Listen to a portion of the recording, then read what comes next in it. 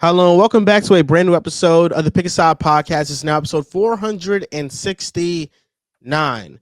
Virtual pod today. We have John in the building, who I'm assuming is the locker room presence. John Tortorelli of the Objectively Biased podcast. I thought I was the forehead.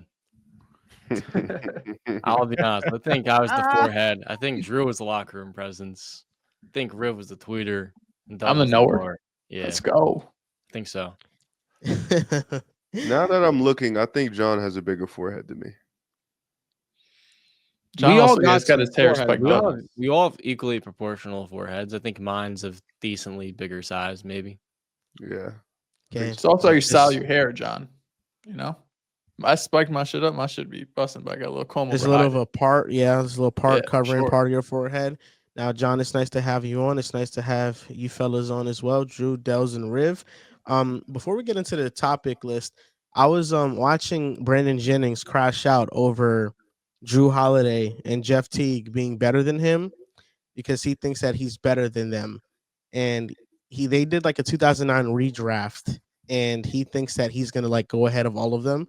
So I have a 2009 redraft, just the top 10 picks. I feel like there's a bunch of events going on right now. You have WWE, the NBA heading towards the NBA playoffs, MLB the season started, Finally. and NHL. And there's only one place that's the best place to get your tickets, and that's SeatGeek. Dehls, we got to go to the subway. Wait, I don't know if you guys have noticed.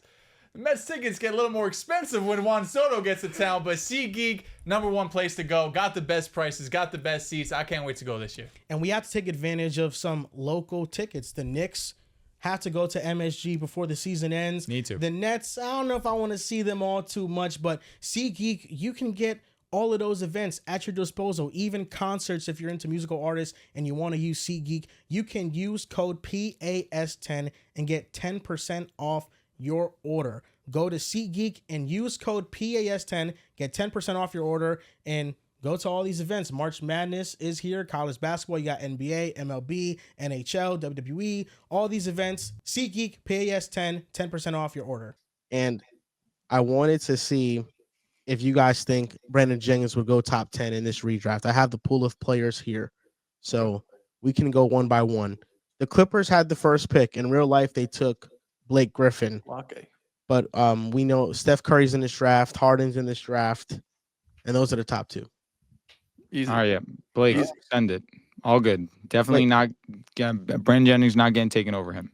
So are you saying Blake first pick or Curry first pick? Curry, Obviously, Curry. You had that? second pick, yeah. Well, I could have been Harden. No, No, actually couldn't have been. Not even close. Actually, never. There's actually no world where it's Harden. No, not even nowhere ever. Actually, Not even in 2K is it Harden. yeah, no, I- he's right. He's I cooking. don't know. I don't know about that. Grizzlies at number 2. They took Hashim Thabit in Harden. real life. This is Harden. Okay, Harden. yeah, pretty standard. Firm number 2. Yeah, he has a case for number 1, so he has No, to be number actually, 2. no case. 0 rings. Number 3, we have the OKC Thunder. In real life, they took Harden. Blake. Here they take Blake Griffin. I was Yeah, gonna say Blake is only- pick 3. Other player is DeMar DeRozan. We could take Blake. Okay, you guys take Sure, Blake. yeah. The 5th overall pick. Fourth. In real life, they took Fourth. Tyreek Evans. Fourth. Yeah, they skipped Yes, him. the 4th overall pick. In real life, they took Tyreek Evans. There's Drew Good Holiday pick. in the draft. Good pick at Yeah. the time. I'd take Drew over DeMar personally. I don't hate I- that. I would too. For the Kings, I might take DeMar. I feel like that's hindsight, and I guess I'm just- that's what I'm this just whole thinking thing of is. players Steph better. going one. It's hindsight. No doubt. I feel like DeMar. I mean, like hindsight 2025, but like DeMar at his best is better than Drew at his best. It's just that Drew is a role player, like one of the best ever. Drew was an all-star. 2018 time. Drew Holiday. No, I mean, he was- 2 times. That's on me. Holiday. 2 times. He was an all-star level player until he Yeah. shifted to a role. I agree. DeMar DeRozan was like what, a 5-6 time All-Star? No, DeMar's an all-star locked. Yeah. I think we go DeMar personally. I don't think mind. I don't okay. mind. Yeah, I don't mind. So DeMar gets drafted to the team that he's currently on. Number 5, the Timberwolves. They had back-to-back picks, 5 and 6. Yeah, This is I'm Drew. This is Drew. Okay, we still have Tyreek Evans on the board. We can We wait. still We can have get some other we names. still have Brandon Jennings. Does he not enter the matrix Is here? this No. Marc Gasol's year or no? No, it's not. No. So you guys are taking Brandon Jennings. I mean, you guys are taking Drew Holiday over Tyreek Evans. 100%. Yeah. Okay. Yeah. Is this David Lee draft? No. Just excellent. Yeah, it's so the remaining players we have on the board, I'll tell you right now. We Danny have Green, Wesley Tyreek, Ty Matthews. Lawson. Jennings, we have Lawson, we have Teague, we have Rubio, we have Taj Gibson. Taj Gibson's like the best big man in this draft. Oh, dude. Yeah. Aaron Baines went undrafted in this. Did anybody else go undrafted? I'm looking right now. You said Lonzo Jeff G, Teague, Joe Ingles, Brandon Jennings. Marcus Landry. I'd personally Matthews. go Tyreek Evans. Okay, so the fifth What pick about was the Darren Wolves. Collison? Darren Collison. Over That's a good one. Jeff Teague. So the fifth pick right now, we took Drew. The sixth pick, who do the Wolves take? We have Collison, who you mentioned. We have Tyreek Evans. We have Brandon Jennings, and then we have just a bunch of guards. I'd go Tyreek. That's my vote. I'm Thoughts not mad on at Danny that. Green? Not over high? Jeff Teague, bro. Jeff Teague was an all-star.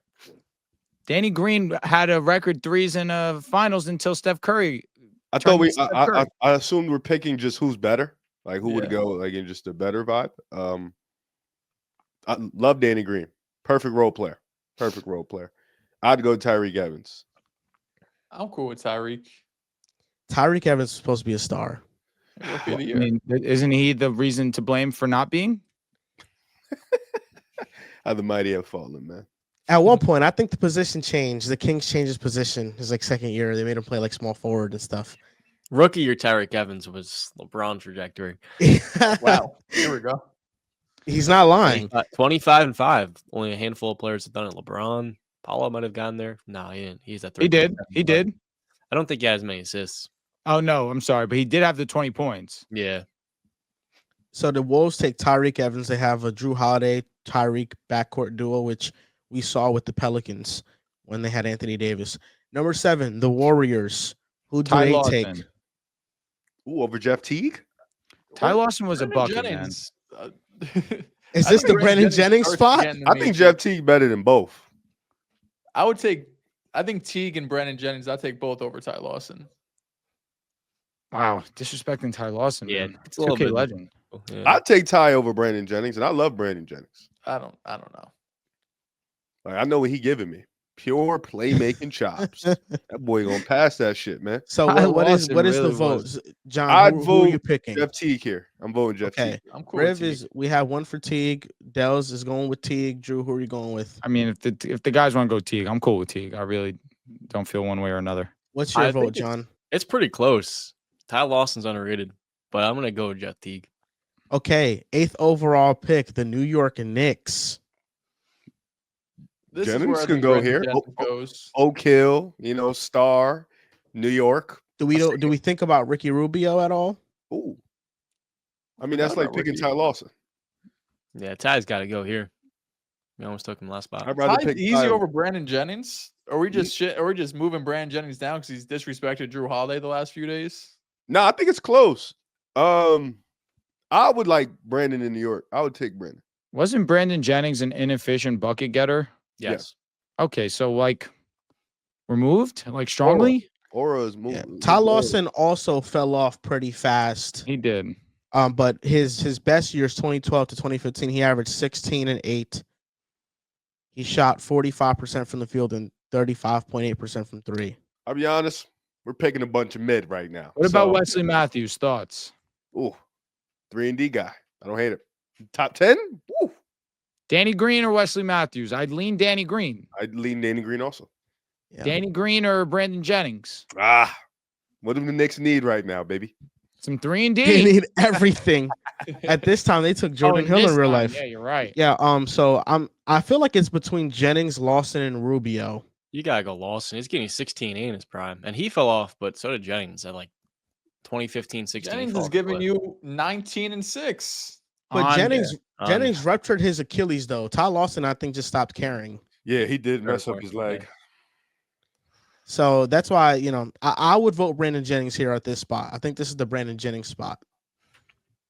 I'd be cool with that. Ricky's close though. Ricky Rubio is close. Part of me thinks he's over Ty Lawson, especially Ricky Rubio pre ACL injury. Are we just going off that boy nice vibes in this draft? Because again, I feel like Danny Green probably should go over some of these guys. Based off what? 3 and D, fit it. Fit it.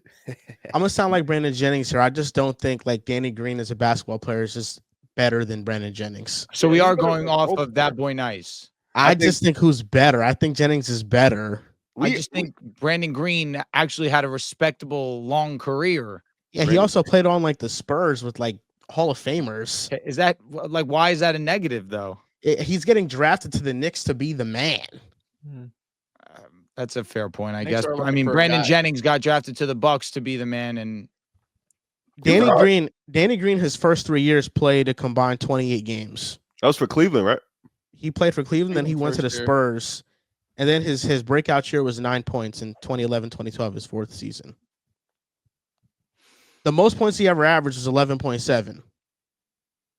Made 42% of his threes on 6 attempts. Yeah, no, he's a great role player. I'm just saying, like, I'll be honest, picking that top 10 is nuts. we cannot do that. We got to pick one of them. You guys are sleeping on Ty. He's one of the best playmakers in the league, and he could score. I'm I cool with voted Ty for Lawson. Yeah, I voted for Ty. Right. Okay. So But this BJ is got to go next. Now this we're is the getting Ty into Lawson spot. Okay. The Toronto Raptors. Brandon Jennings. Cool with that. I'm And taking now- Ricky over Danny Green. The 10th overall pick, the Milwaukee Bucks. This draft kind of sucks. Yeah, it's mid after the first like 3 picks. I would take Rubio over Collison too. Me too. I But would. what's that That's worse? valid. Yeah. Okay, so the 10th overall pick, we have Ricky Rubio. So our top 10, the Clippers take Curry, the Grizzlies take Harden, the Thunder take Blake, the Kings take DeMar, the Timberwolves take Drew Holiday and Tyreek Evans back to back. The Warriors take Jeff Teague, the Knicks take Ty Lawson, the Raptors take Brandon Jennings, and the Bucks take Ricky Rubio. Not bad. Not Nice. great. Just terrible. No, it's funny because I was watching the clip yesterday of Brandon Jennings just crashing out, and he was just like, "They have never been better than me. They have never in my life. They've never been better than me. I'm better than all of them." Yeah, he was going crazy. Did you see Jeff Teague's response? Yeah, he was just like, "You got to Chuck." He kept 100. He was like in high school early on, like Brandon got it. Like as his career started to path out, He was the chucking up man. shots. he was was, good. man. He was solid, you know. There's Yeah. nothing crazy. For him to be yelling like that, you would think he has like multiple all-star games, you know, maybe an all-NBA chipped in there. Nah. Can we guess how many seasons Brandon Jennings shot over 40% from the field? Like, Brother, two. he was 6'1", 160. I doubt any. Yeah, he for his career shot 38% from the field. He built like Trey I'm Young. looking at it now. I gotta put my glasses on. 49% true shooting for his career. Killian Hayes level. Like, I don't want to ride for a guy who's 49% true shooting. I really don't. I just feel like at the time it didn't feel Early like that. 2010s. A little Yeah, that different. efficiency Time was we really different. didn't care. Again, at the time we were really interested in how cool do you look playing basketball. Yeah, but he was impactful. Like the year that they made the playoffs his rookie year, and he dropped 55 his rookie year. He was awesome his rookie year. And then when Monte Ellis came to town, they made the playoffs. They were one of the best backcourt duos in the league. Yeah, he's solid. It Efficiency never, was it different. never felt like he was that inefficient until I went back and looked at the numbers, and I'm like, oh wow, he was really inefficient. But it never felt like that. It always felt like he was impactful. I'll be honest, most guards that size aren't the most efficient guys in the world anyways. Facts. So yeah. I'm not going to pretend like I was watching Milwaukee Bucks basketball in 2010. I don't That was hate- JJ Redick basketball, 2012, Mm. 13. JJ Redick. I remember All I that knew trade. from Brandon Jennings was anything I learned in 2K. Hmm. And obviously a anything demon in 2K. anything after I've had to realize after he started screaming and yelling on podcasts. No, yeah, it was pretty funny. I think he has a point. I mean, he started paying his mama's bills since he was 11 playing basketball. Real. He was like, If that's the case, then why do we care about Bradley Beal being shitty on the Suns? You know, He- it's like they're getting money. Their He was families are like- rich forever. Brandon Jennings was like, I ain't developed. I've been developed. I ain't had to develop. He said, "Y'all went to college. I didn't go to college. They paid me to hoop." I was like, "Okay, big ball." Oh, that's funny. No, yeah, I still think he goes top 10 in this draft. I think you could debate anywhere between like 7 and 10 range. But no, I think, the top 6 is pretty solidified, especially if like Tyreek Hill keeps his career on track. I Tyreek think Evans, he's definitely oh yeah, Tyreek Evans keeps his career on track. I think definitely he's a top 6 pick. Yeah, he just like, with all due respect, Brandon Jennings, you was trolling. You're not better than Drew Holiday. I'll be honest. Y'all not in the same y'all not in the same category. Y'all not Like in as the a same bucket tier. getter, like Like, one on one, you barely that, because Drew Holiday could give you 19 and 21 on what you was shooting. I promise you. Drew Holiday. Like, but Drew Holiday will lock you the fuck up, Brandon. I'll be honest. I don't know if Brandon Jennings is scoring on Drew. With all due respect, Yeah, like Drew clears you, dude. Brandon Jennings is little. Drew Holiday's probably got like 30 pounds on him. Like, you in the Jeff Teague tier for sure. Like, you and Jeff Teague, y'all could duke it out. Aaron Like, Colson. Drew Holiday, you ain't in that tier. Like, let that go. Drew DeMarcus Holiday, Cousins. yeah. Wait, DeMarcus Cousins what? He tore his Achilles, and then Drew Holiday proceeded to go into that series versus the Blazers and shut down Dame and give you 24 points. I mean, Brandon's never doing that. So No, it's not. And Drew Holiday, he was an all-star very young into his career. I think at 21 years old. 19 and 8, man. He was a dog. We snub Alonzo G. What? Alonzo G. That's a 2K journeyman legend. He had some amazing dunks in his prime. Okay, so first topic of the show, we're staying on topic with the Bucks, but just the new age Bucks, is Giannis and Dame. I don't know if you guys have noticed this, but last year they won 49 games, and this year they're 38 and 30. It's going to be an uphill battle for them to get to 50 wins. How do you think this duo is going to be viewed when it's all said and done, when they aren't on the same team together? Do you think it will be viewed as a success or as a failure? I'd like to start this first off by saying, Joel, your skin looks incredible. Something about this lighting, something about what's going on right now. You look amazing.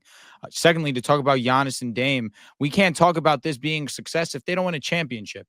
The fact that Giannis had a championship with Middleton, with Drew Holiday, with Brook Lopez, with Bobby Portis, we were obviously anticipating a lot more when Damian Lillard came to town. Now, when Damian Lillard and Giannis are on the court with one another, Dame is not the most efficient version of himself, averaging 43% from the field, 36% from three. It's not the greatest, but he's averaging 24 points a game, about 6 assists. It's good production, no doubt about it. But again, when you look at what he was giving you with the Portland Trail Blazers, one of the most efficient three-point shooters on insane volume. We're talking about legitimately the second, third, at worst, top 5 shooters in the history of this game.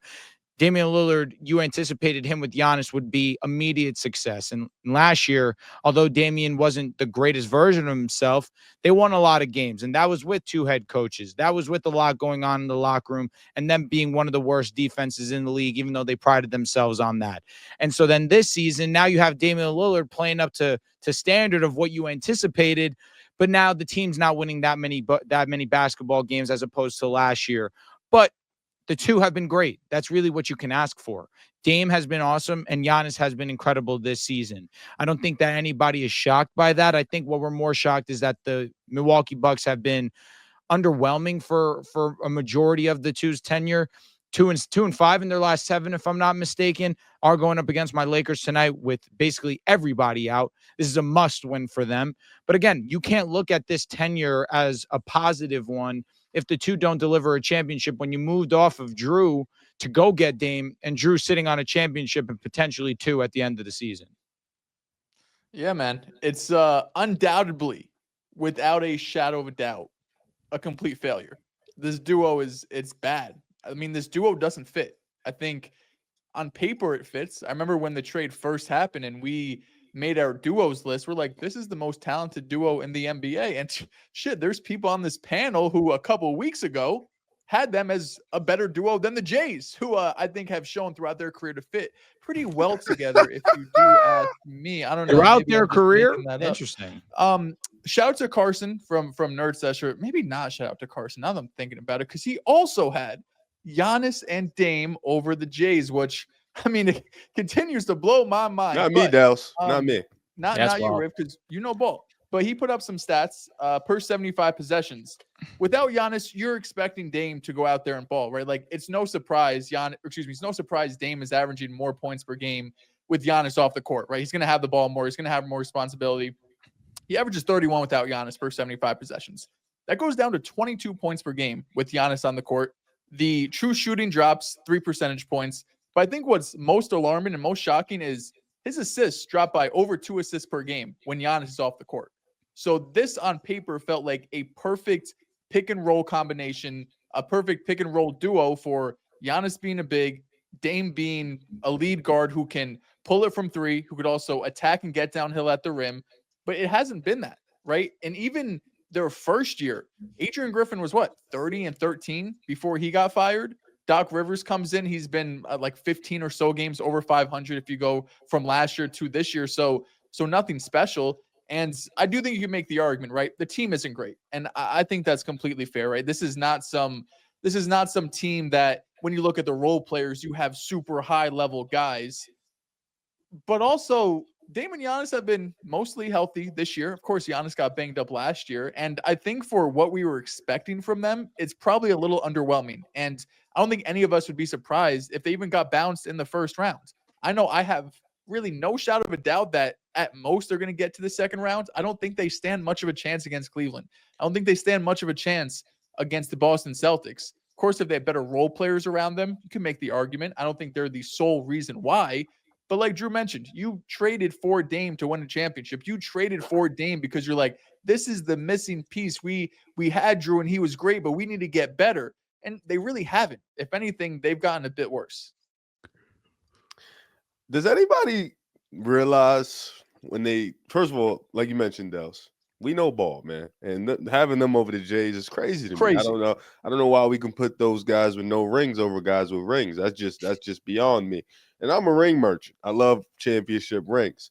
Yeah, Dame numbers without Giannis are stupid. Like they're exactly what you get from him in Portland, like the 32 points a game and all that. The efficiencies there, like Dame without Giannis is the Dame you see in Portland. Has anybody ever noticed, like ever actually watched the Dame and Giannis pick and roll and noticed something out of both of them? Has anybody noticed that one actually can't set good screens and the other isn't that good of a passer? I think that is a pretty important part in a duo like that working, a big man and a guard. It's why people love to put big men in hypotheticals with Trae Young, because Trae Young is one of the best passers in the association. He's a guy that can make damn near every pass in the book. It's why you want a lob threat with Luka, because he is also another guy you can make every pass in the book. But Dame and Giannis, their pick and roll, which we thought, of course this is hindsight, but we thought when they got paired together, we thought it'd be magic. We thought it'd be electric.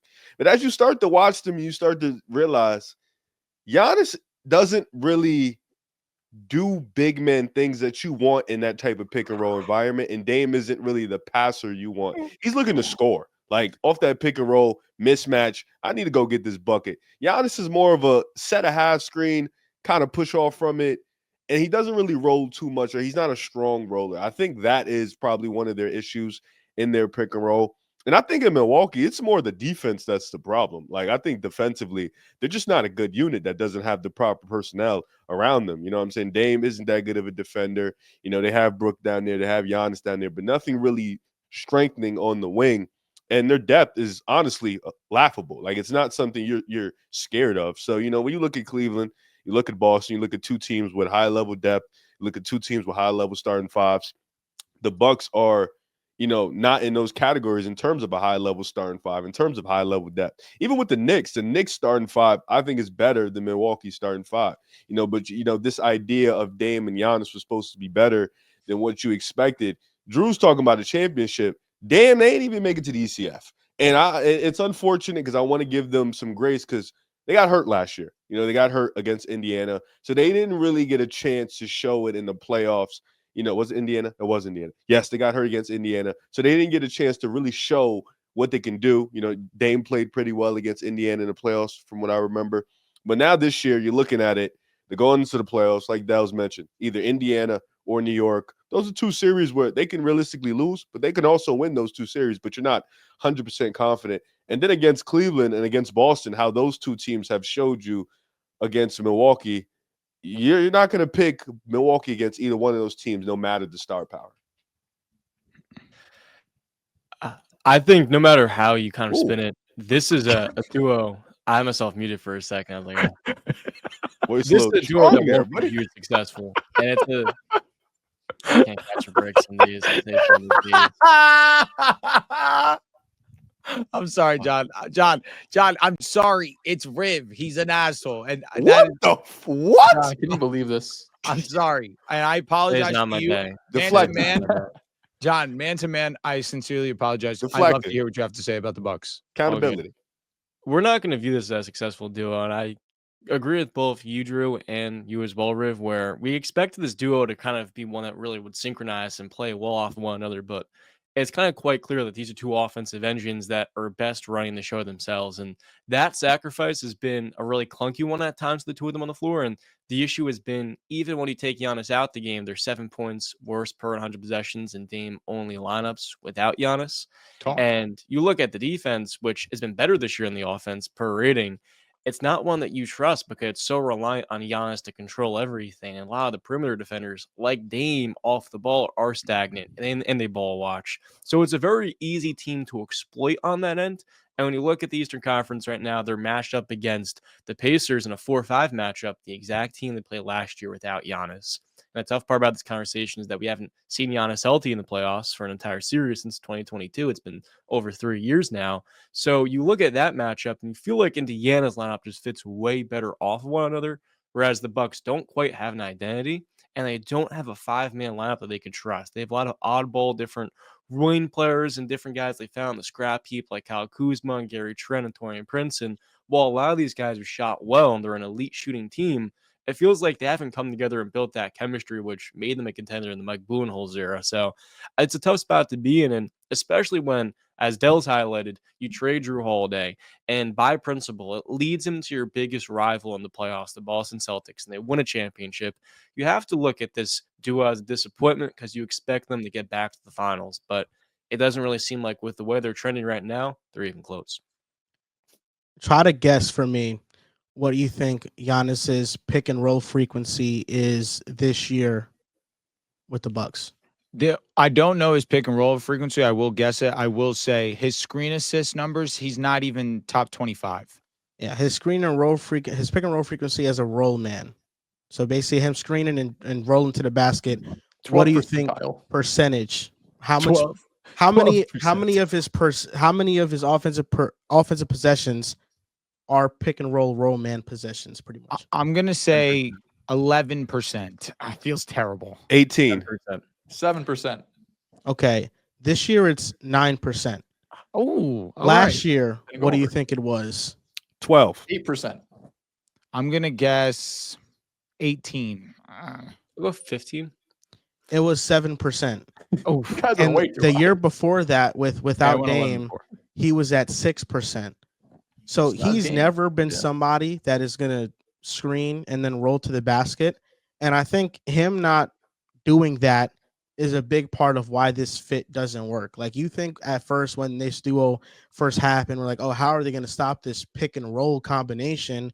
And then you come to find out those aren't even 10% of Giannis's offensive possessions. It's not even something that they are using at all. And everybody's wondering, why aren't they using it? And now we've been through 2 coaches and it still hasn't been done. And I think it's just not Giannis's game. It's not something that he feels comfortable doing. And we thought this duo was going to be like Nash and Stoudemire-esque, where it's like, okay, Giannis is just going to roll and be dominant and dunk on everybody. But a lot of his offense comes from him having the ball at the top of the key and driving to the basket, or him on a post up and waiting for the defense to collapse towards him. It's not really playing alongside another star. And then you mentioned the numbers, Dehls, with when Giannis is off the court. We saw it in the playoff series last year too against the Pacers. Dame was averaging 30. Middleton was averaging like 26 a night. You know, they were all doing their thing. Right now, the pick and roll partner that Dame has the connection with is Brook Lopez. Brook Lopez, his pick and roll frequency is over 20%, you know, so I think the fit is kind of weird, and I don't want to judge this duo just off team record, because I think what matters is what the record is when they play together, and they have a 62.9% win percentage. Some notable duos: Jokic and Murray, 63.2%. And this is accounting for their early years. So as of recently, it's probably higher. Celtics, Tatum and Brown, 66.7%. Anthony Davis and LeBron James, 63.1%. Curry and Draymond, 70.8%. Some of that is, they played with KD and Clay too. The Heat, LeBron and Wade, 72.8%. They also played with Bosch. And the Mavericks with Kyrie and Luka, 59.8%.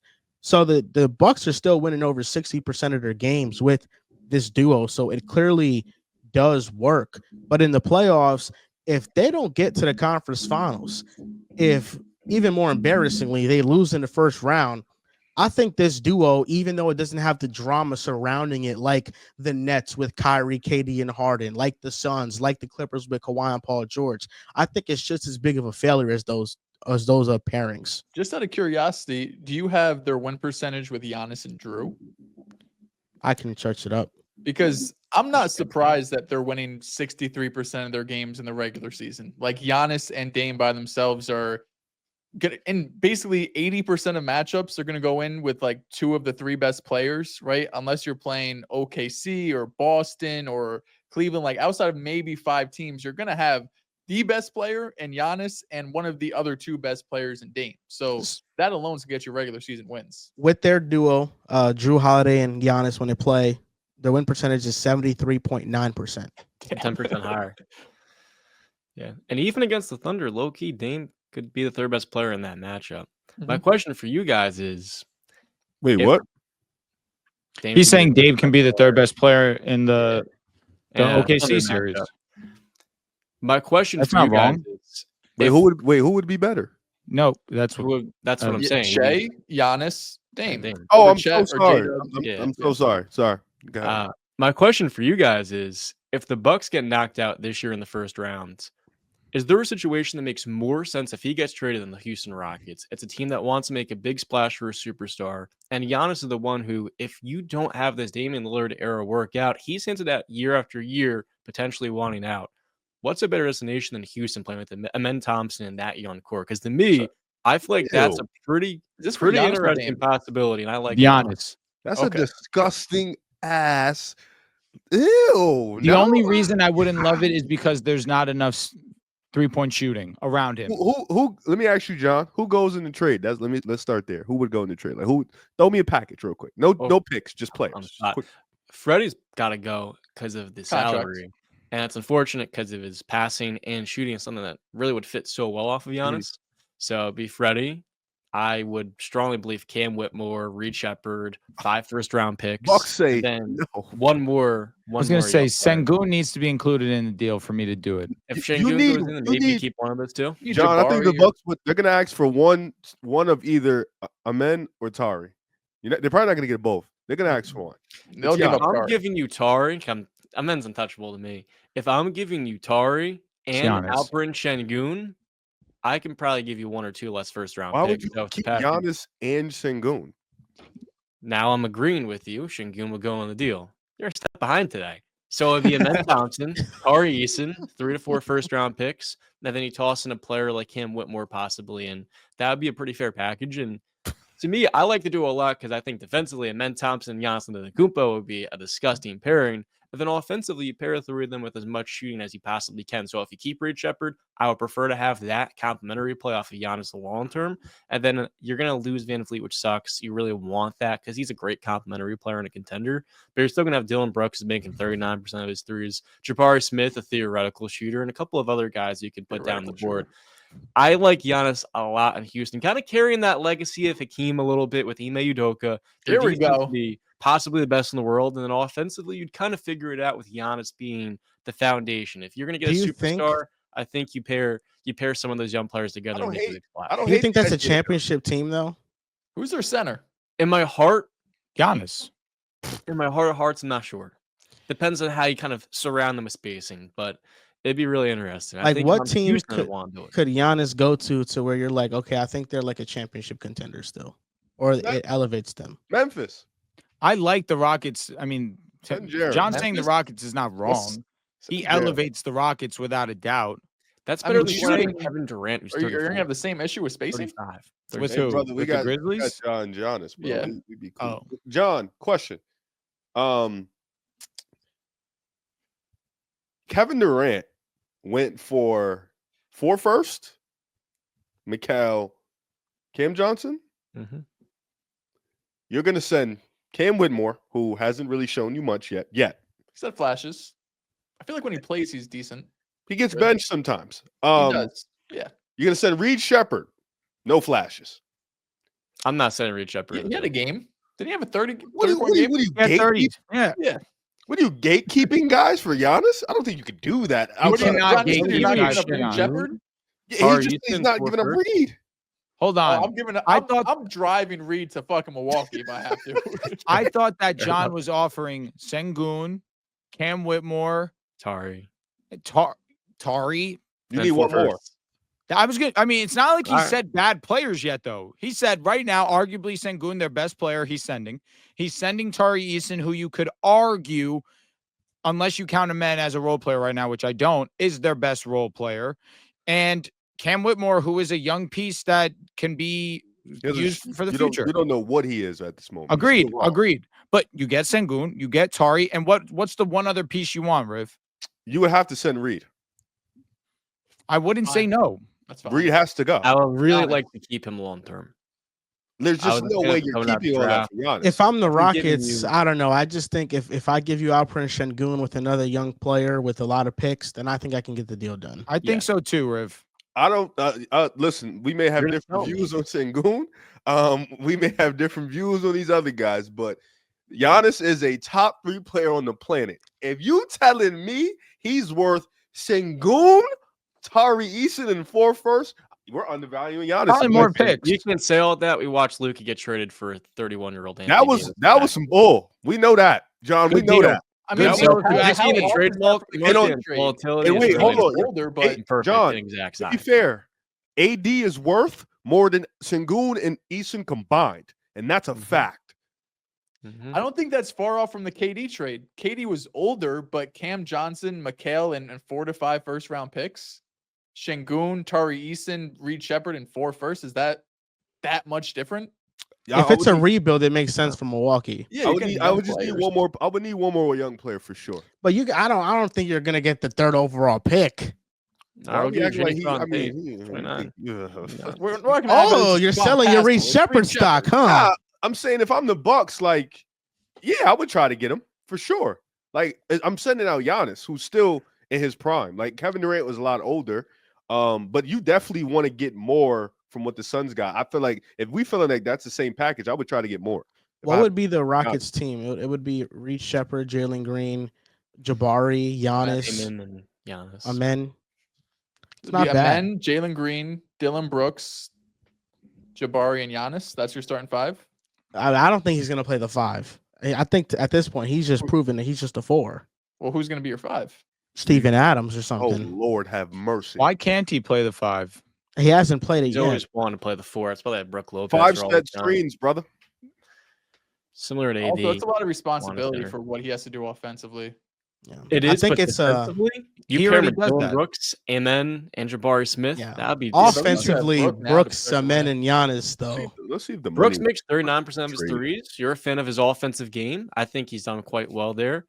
And then you have almost so much wing talent there. You're gonna have to move one of those guys off into the bench. You get like 4 guys with when you include Jalen in that mix. The tough part, and I know people kind of maybe overlook this part, you most likely have to make the money work. Put Fred VanVleet in this deal at $42 million. You're not going to aggregate that $48 million otherwise.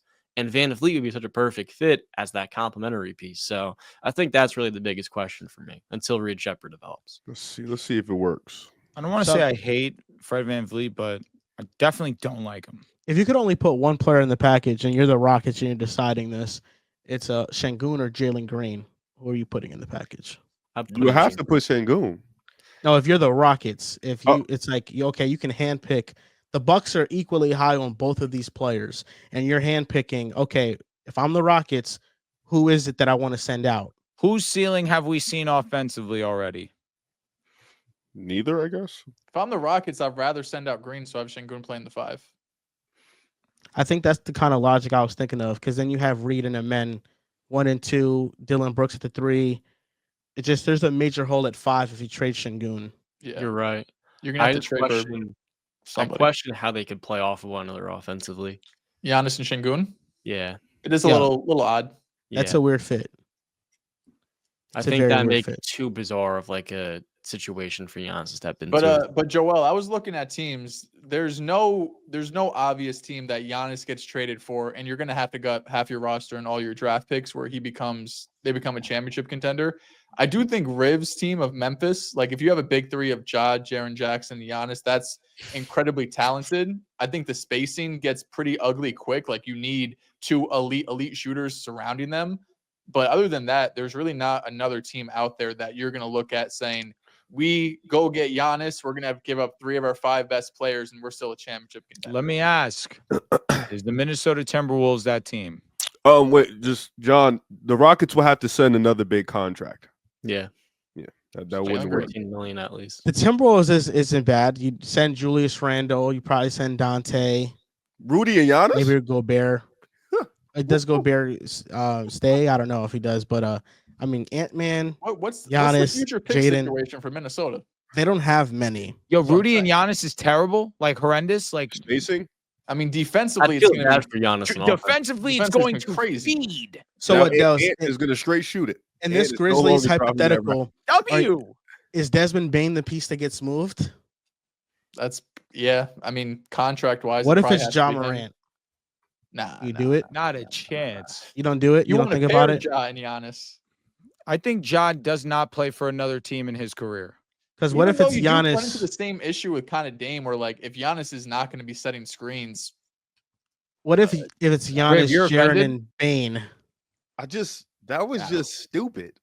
Why would he say that? Like, why would he think that was even smart to what say? about what if it was like a close to a swap? Like what if What it's have we- Ja what have we and just a become? little something else, and you get Giannis? Like you don't have to give up 5 firsts and 5 young players. I think the Bucks might have. I mean, the Grizzlies might have to give up Jaren Jackson in that deal. Not doing it. You're The doing Bucks that, Rick? need something to rebuild. They do. So let me get this straight. Bane is good. I just don't know What if does he's the like the Ja Giannis Giannis fit package. really look like? He actually, I mean, shit. If Giannis runs some damn pick and rolls, Ja, I get that to you. But he- Promise. He doesn't. Yeah, Ja, I get that to you. Not that, but I mean, we've seen with Memphis that's not what they've been doing this year. They've been doing it lately, baby. True. I mean, yeah, lately, but I for think- the first like, I don't 55 even think games. Memphis doesn't even have a ton of picks, honestly. So it I has feel to be a like team. What about Detroit? Let's really talk. Let's Is get that. that going to a championship team? It can You're make giving them me a one. star. Now let's talk. Let's with talk. Cade and Giannis. Let- I let's mean, be yeah, honest. yeah. Let's Yeah. talk. Let's You're giving me a really star. let's really get Championship? down and dirty. No. We got to understand what we're saying. Championship. If Giannis gets to Detroit, Mhm. you now have a 2-man duo that can shake shit up. Now, will he get to him a championship?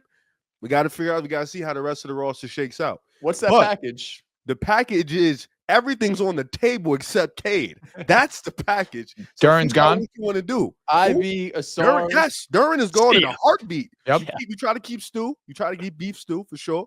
Have some depth off the bench. Yes. Asar's gone. What? No, Ivy's gone. No, Both are Asar gone. has to go too. Both are probably gone. Wait. So wait. No, Ron Holland. Just you can say You it's don't Ron have to Holland. send all 3. You just told me they could keep. You were just Reed telling me Shepard that and the Houston. Rockets. I I need didn't to say see that. 5 I was young happy to players let him and 4 go. first Yeah, round like picks. they could keep Asar. Can they No, though? hold up. That irritates me, Riv.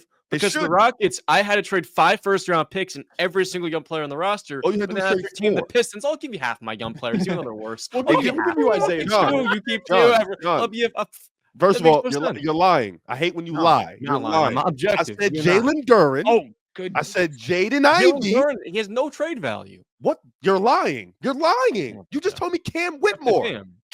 Like what? I Jaden think he has Jalen more Duran. Jalen Duran in a year. Jalen Jalen Duran has Duran- much more trade value than Cam Whitmore. Jaden Ivey has much more trade value than Cam Whitmore and Reed Shepard. That's Fact. like Cam Whitmore. Fact. More, but okay. And then Ron Just leave it Holland. on That's Cam the same Whitmore a thing little you bit, John. said. So you lied again. You lied. Don't No, lie. I didn't about lie. You're, Don't you're lie. Whitmore's wrong. got because 2-star math- trade value. Math, if you're Duran's including got 2.5. Jalen Duran, that's 4 young players. and I if was you're going to say, including there's Reed no Shepard, that's 4 player young on the players. Pistons Three, that John. is equal to Şengün's trade value.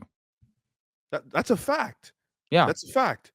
which is why you got to give up everyone. He was Bothers me sending that for the Sengun. Rockets- You were sending Sengun, you were sending Whitmore, and you were And I think sending Tari. Tari Eason. And and you 4 said you have first. to include a fourth. 4 first. I was sending Jalen Duren. I am sending Jaden Ivey, and I'm sending Ron Holland. Yeah, that's not That's- better than what the Rockets are not- offering. That's not on the same level. It's not. It's not. Corey, Not.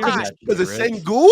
Tari Eason is better Bro, you than serious? probably the 2 other guys you mentioned. That's a fact. That's a I fact. feel like we have to respect Jalen Duren here Jaden a little Ivey. bit. Oh, Jalen Duren. Jalen Duren has been outstanding. But that's why I said the 2 guys that you mentioned. I Who has think more Jalen potential? Duren, when you equate him to Sengun's obviously a lot better. I think Ivy is like right there with Tari. But he also just got injured. He did, and that does take his value. I think the Pistons are fair. nice. It's fun. I think the Knicks, if they didn't trade 5 firsts for Mikal, would have been the obvious. I mean, trading spot. it's a no-brainer. It's Let a that go. no-brainer. Let that go. Like I feel like you Let trade that go crazy. Cat to match the salary. You And then put what in a else? player in there, and then you put in the picks. I feel like the Knicks were the most obvious landing spot before they Do you traded for think we could Mikal. still get them? I don't know. I don't think so. Unless Giannis don't- forces his you don't hand. Hold on, and let me see. says Let me he look. wants to go Wait, to who a are you contender. sending? What picks do you have? Just really I'm about to Cat. look. That's Why it. would they want Cat? Because he's it an all makes NBA no player. sense. It makes no sense. They want to rebuild. They don't want $55 million on the book. Honestly, though, NBA teams are stupid. They could be trading Giannis, being like, you know what? We're just going to try to compete and be the 6th seed. We want Cat. I wouldn't surprise. It would be stupid, but NBA teams are. They don't have their picks either, right? All right, Bucks so came up in the they game. have their pick this year from. They have an up pick this year Mhm. from Washington, but it's protected 1 through 10. They're not getting it. They have a. Excuse me. Apologize. They have their own pick in 26 that I'm assuming they cannot trade because they traded their pick to Brooklyn this past season. They have no pick in 27. They have their own pick in 28, but you got to remember again, they traded consecutive picks to Brooklyn, or you're not allowed to trade consecutive picks, and they gave the 27 pick to Brooklyn as well. They have the 30 pick, which is interesting because they also traded their 29 pick to Brooklyn as well. They're screwed. There's no tradable first. There's very little of them. So, but I think he would have been the most obvious trade candidate for the Knicks if they had assets. What could have been, man? It's a shame. Oh yeah, Brunson, Giannis. Yeah, Brunson Giannis not is up. everybody gets Kristaps Porzingis and Drew Holiday in one offseason, pal. Sucks, man. Hey, Everyone I got got Brad Luka. Stevens. What am I going to complain about? You know, So I what saw about Giannis to OKC, man? Okay. What's He's- that package? it's overkill. 7 picks. They can do it. No troll. They I'm have all in. the picks in the world. I'm But in. I mean, they're gonna ask for J-Dub. he'll be Fine. missed. I'm fine with that. He will be missed. He will be missed. Yeah. Or you could. Would you Yo, rather? honest question. No bullshit. If the trade is legitimately Chet and 1 first-round pick, do you do it if you're OKC? Why would? Wait. What? Chet and 1 first-round pick. That's all Milwaukee wants. I'm sending that in a heartbeat. Yeah. Yes. Yeah, with Chet's injury concerns, yes. All right, I'm with you. No I'd say durability yes so People fast and hang up the feel phone. Yep. As if Chet is untouchable. You trade him for no one. For certain prices. He's Well, to untouchable. Giannis, It's not Giannis. untouchable for Giannis. It's But not the a good thing was, player. this conversation was brought up earlier in the season, and people were saying they would not trade Chet for Giannis. They would not even, they would consider trading J-Dub for Giannis. I think we're past that. We trade J-Dub, no doubt. Chet, at this point, though, the injuries, Giannis is Giannis. Chet in a first, that's the price. It's a Talk about no-brainer. injuries. I mean, Giannis has become a what-if player these last couple of years. Know what I mean? Yes, he is Chet's the played idea. 100 games in 3 in the years. playoffs, he hasn't played That's in a the different playoffs. Yeah, Chet has missed regular season and some playoff time. No, you're 100% correct. I mean, I kind of don't want to touch OKC's team.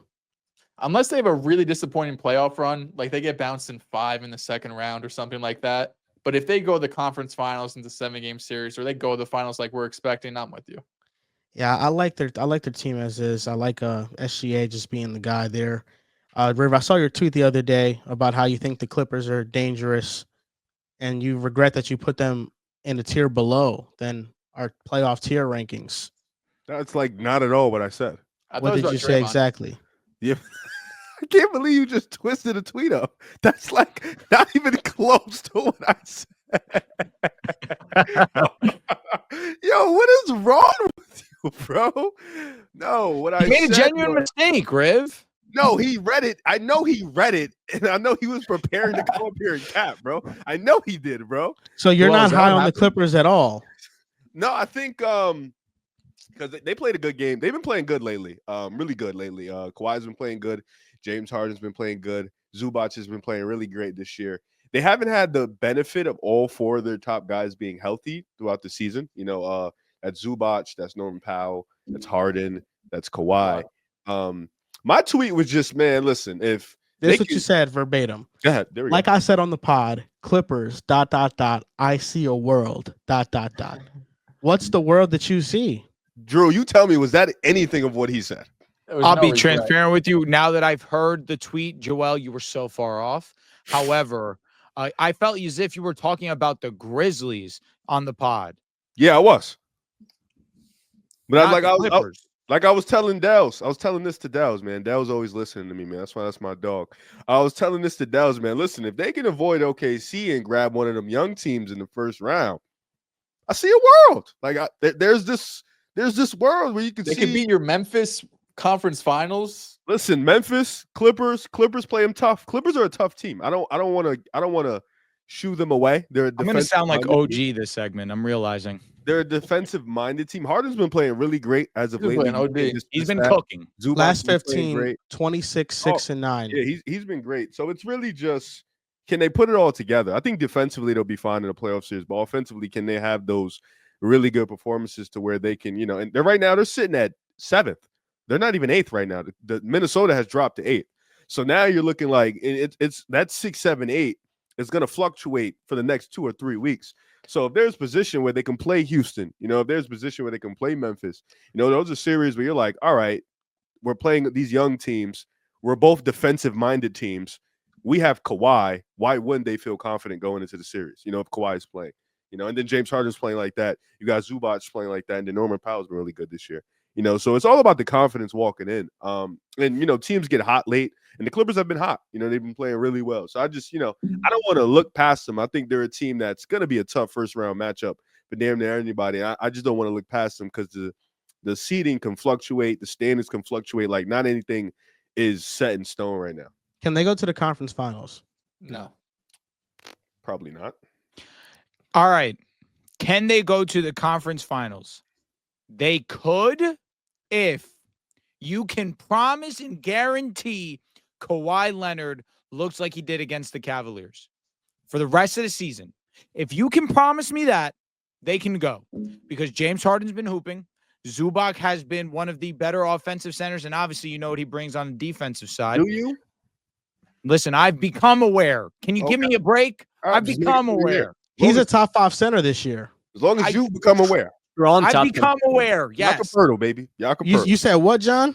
Top 10 for sure. The Acapulco Top comment, I was 5. adding that, and I was like, oh, no. I Yeah, like John. Pirtle. Yeah, John. Some people Jakob do. Pirtle is a good I'm thinking player. this year has been Joel, can I have a second? Joel, can I have a second Go. to talk to John real quick? Dude, Jakob Pirtle Mid.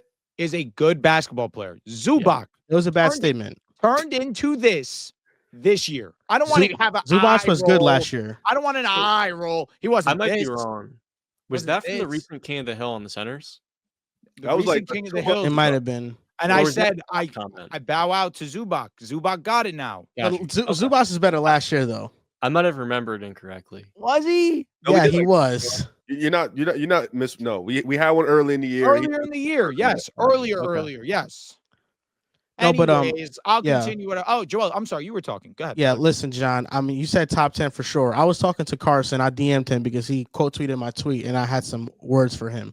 So, number about 1, I think it's Jokic. Number 2, Wemby. Number 3, Anthony Davis playing a 5. Number 4, Cat. I think those have been top 4.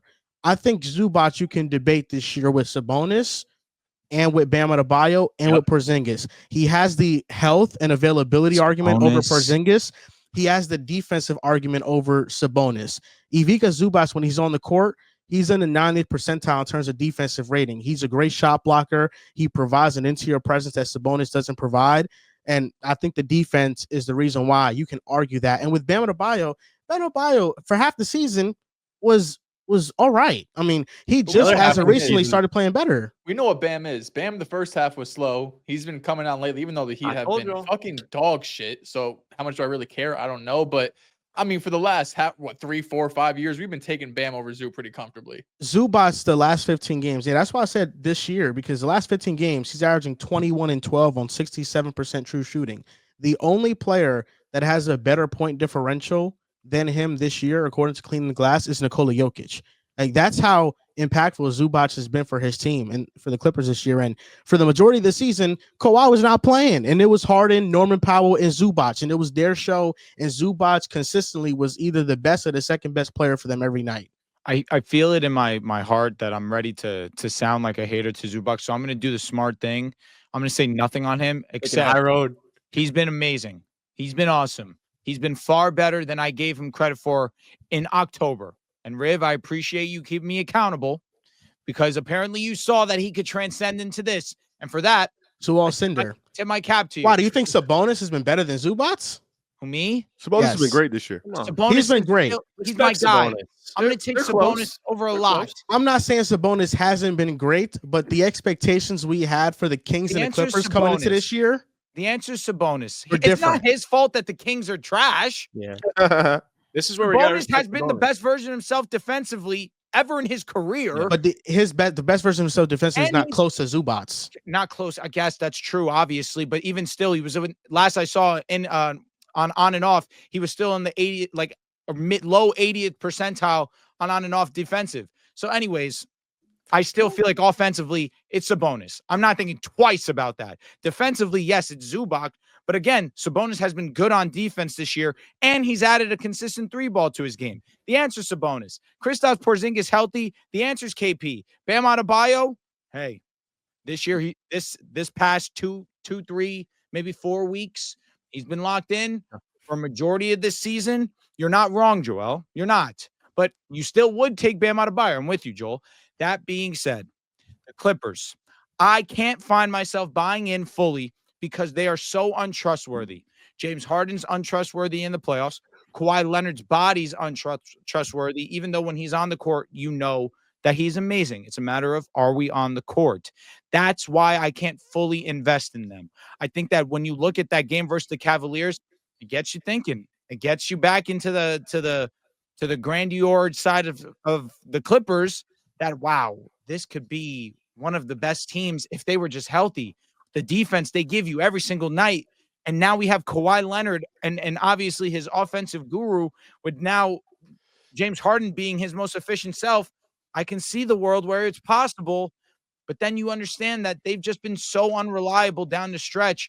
Talking about Kawhi, talking about James Harden's playoff woes. I just think that that's where I find myself not attracted to the idea. I found myself from this version of Kawhi to when we last spoke about them, moving them from I think they can't win a playoff series to they can win a playoff series.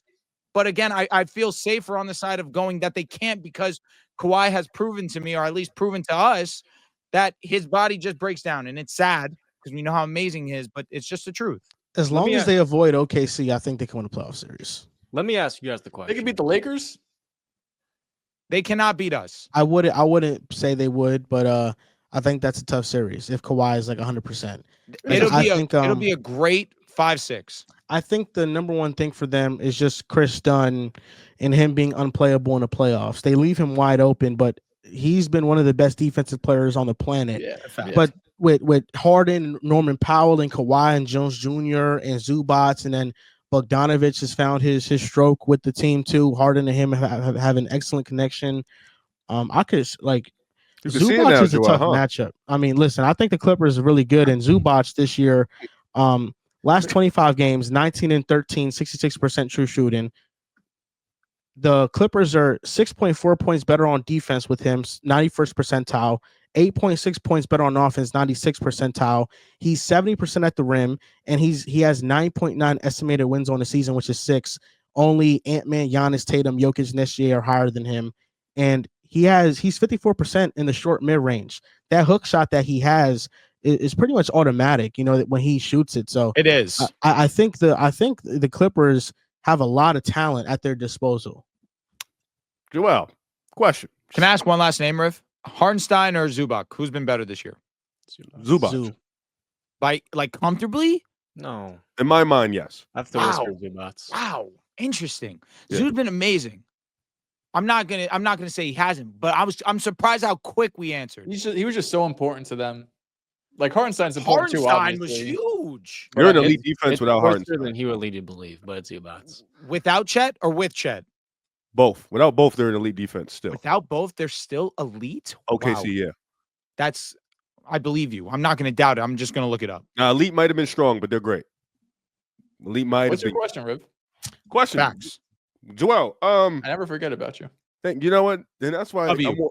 Drew Dehls. That's why I'm warming up to you again, man. Real. Warming up to you again. Yo, That Joel, moved me. Joel, question: what moment in the past 2 days that has changed your mind on the Clippers? Cavs game. It's really not anything that changed my mind. I You think put them that in the, game. you put them Gotta in be. the that last tier. What was the tier called? I think I win a playoff series. No. You didn't have them in there. You Yes, I had them in did. the under tier. You're You had them in the No, under I tier. didn't. No. Joel did have them in the tier that they can win a playoff series. Oh. I was the one that said that I don't see it Yeah. because I I would- can't trust them. Yeah, the You only are- two teams Don't I say I had don't there. got your back. Yeah, You the know only- I got your back. The only two teams I had in there were the Hawks and the Magic. Those only two teams I got to get ready for the offseason. But no, the Clippers I thought could What win do a they- playoff series. And I was writing down just scenarios of just every team in the playoff bracket. And I was writing down what's the best storyline and then kind of just ranking them, like what their storyline would be. If the Clippers were to miraculously go on a championship run this year, I think that takes the cake. Can we stop? Can we I think stop? it'd be the best. This is Kawhi Leonard's last dance, the last hurrah. James Harden finally gets over the hump. Zuwal Cinder getting traded by All the right, Lakers calm and now down. becoming this Don't do star with the this. Clippers. Bogdanovich finding his stroke. Derrick Oh, Jones Jr., Dallas stop, Mavericks stop, storyline ties. He goes there. I mean, I'm thinking of this world, Dehls. And I'm thinking if the Benjamin. Clipper, if Kawhi Leonard has one last hurrah, we've seen it with the 2019 Stop. Raptors. Stop, man. So I am pleasantly surprised.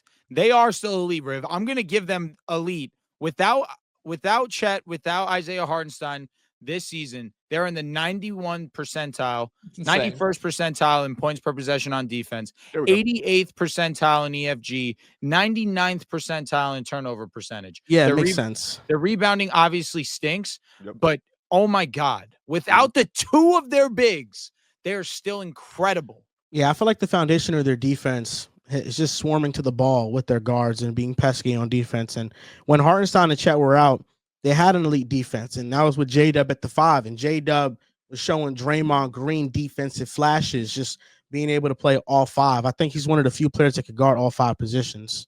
No, he definitely can. I think, Joel, I think what you said was perfect, man. It would be a great story. I mean, Kawhi Leonard with all the injuries he's dealt with. Let's not forget, this is a team that let Paul George walk going into a new arena. We Or is were left. talking the regular season. Oh my God, the Clippers are about to give a top 5 pick to OKC because Kawhi is going to be out and they're going to be dog shit. But let's be real. Let's be honest. This team has virtually no chance of making the WCF. They have a 65% chance of getting bounced in round 1. Even if they played like Memphis, I don't know if I'd be taking them in that series. Really? I think where you could sell me is Kawhi in March is averaging 25 and 7, 50% from the field, 40% from 3. That's where you could be like, listen, Kawhi's gonna go into that series. He's gonna do this. He's gonna be the best player on the court. You got Zoo playing well. James Harden's gonna have a good playoff series for the first time in 4 years. That's where you could sell me on. But you'd have to be a pretty good salesman to be able to push that over on me because they're a good story, but this team is not some team that's going to be able to go in and walk these other teams that have been consistent from day one in a 7-game series. I just don't see that happening. I I'll love say Dehls. Dehls is making a take. I'll sell you Dehls because I'll say the quiet part out loud. The Clippers can absolutely win a playoff series this year. If they face the Houston Rockets in the first round, which right now is the current 2-7 slate, absolutely. They're both a top 5 defense, both top 10 net rating. And the question to me is, do you trust Kawhi Leonard and James Harden more than Amon Thompson and Alperen Şengün in their first ever playoff run? What about Jalen That's Green the on a potential matchup. heater? Against this Clippers defense, I'm skeptical he's going to be able to do that. And when you look at Tyronn Lue in the postseason, every single year they're a pesky, tough first-round team to play.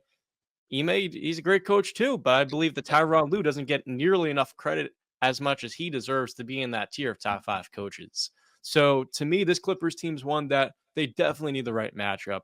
But right now, if they get that 2-7 matchup against a young, kind of limited offense on the Rockets, I would take the Clippers. Is that the only matchup?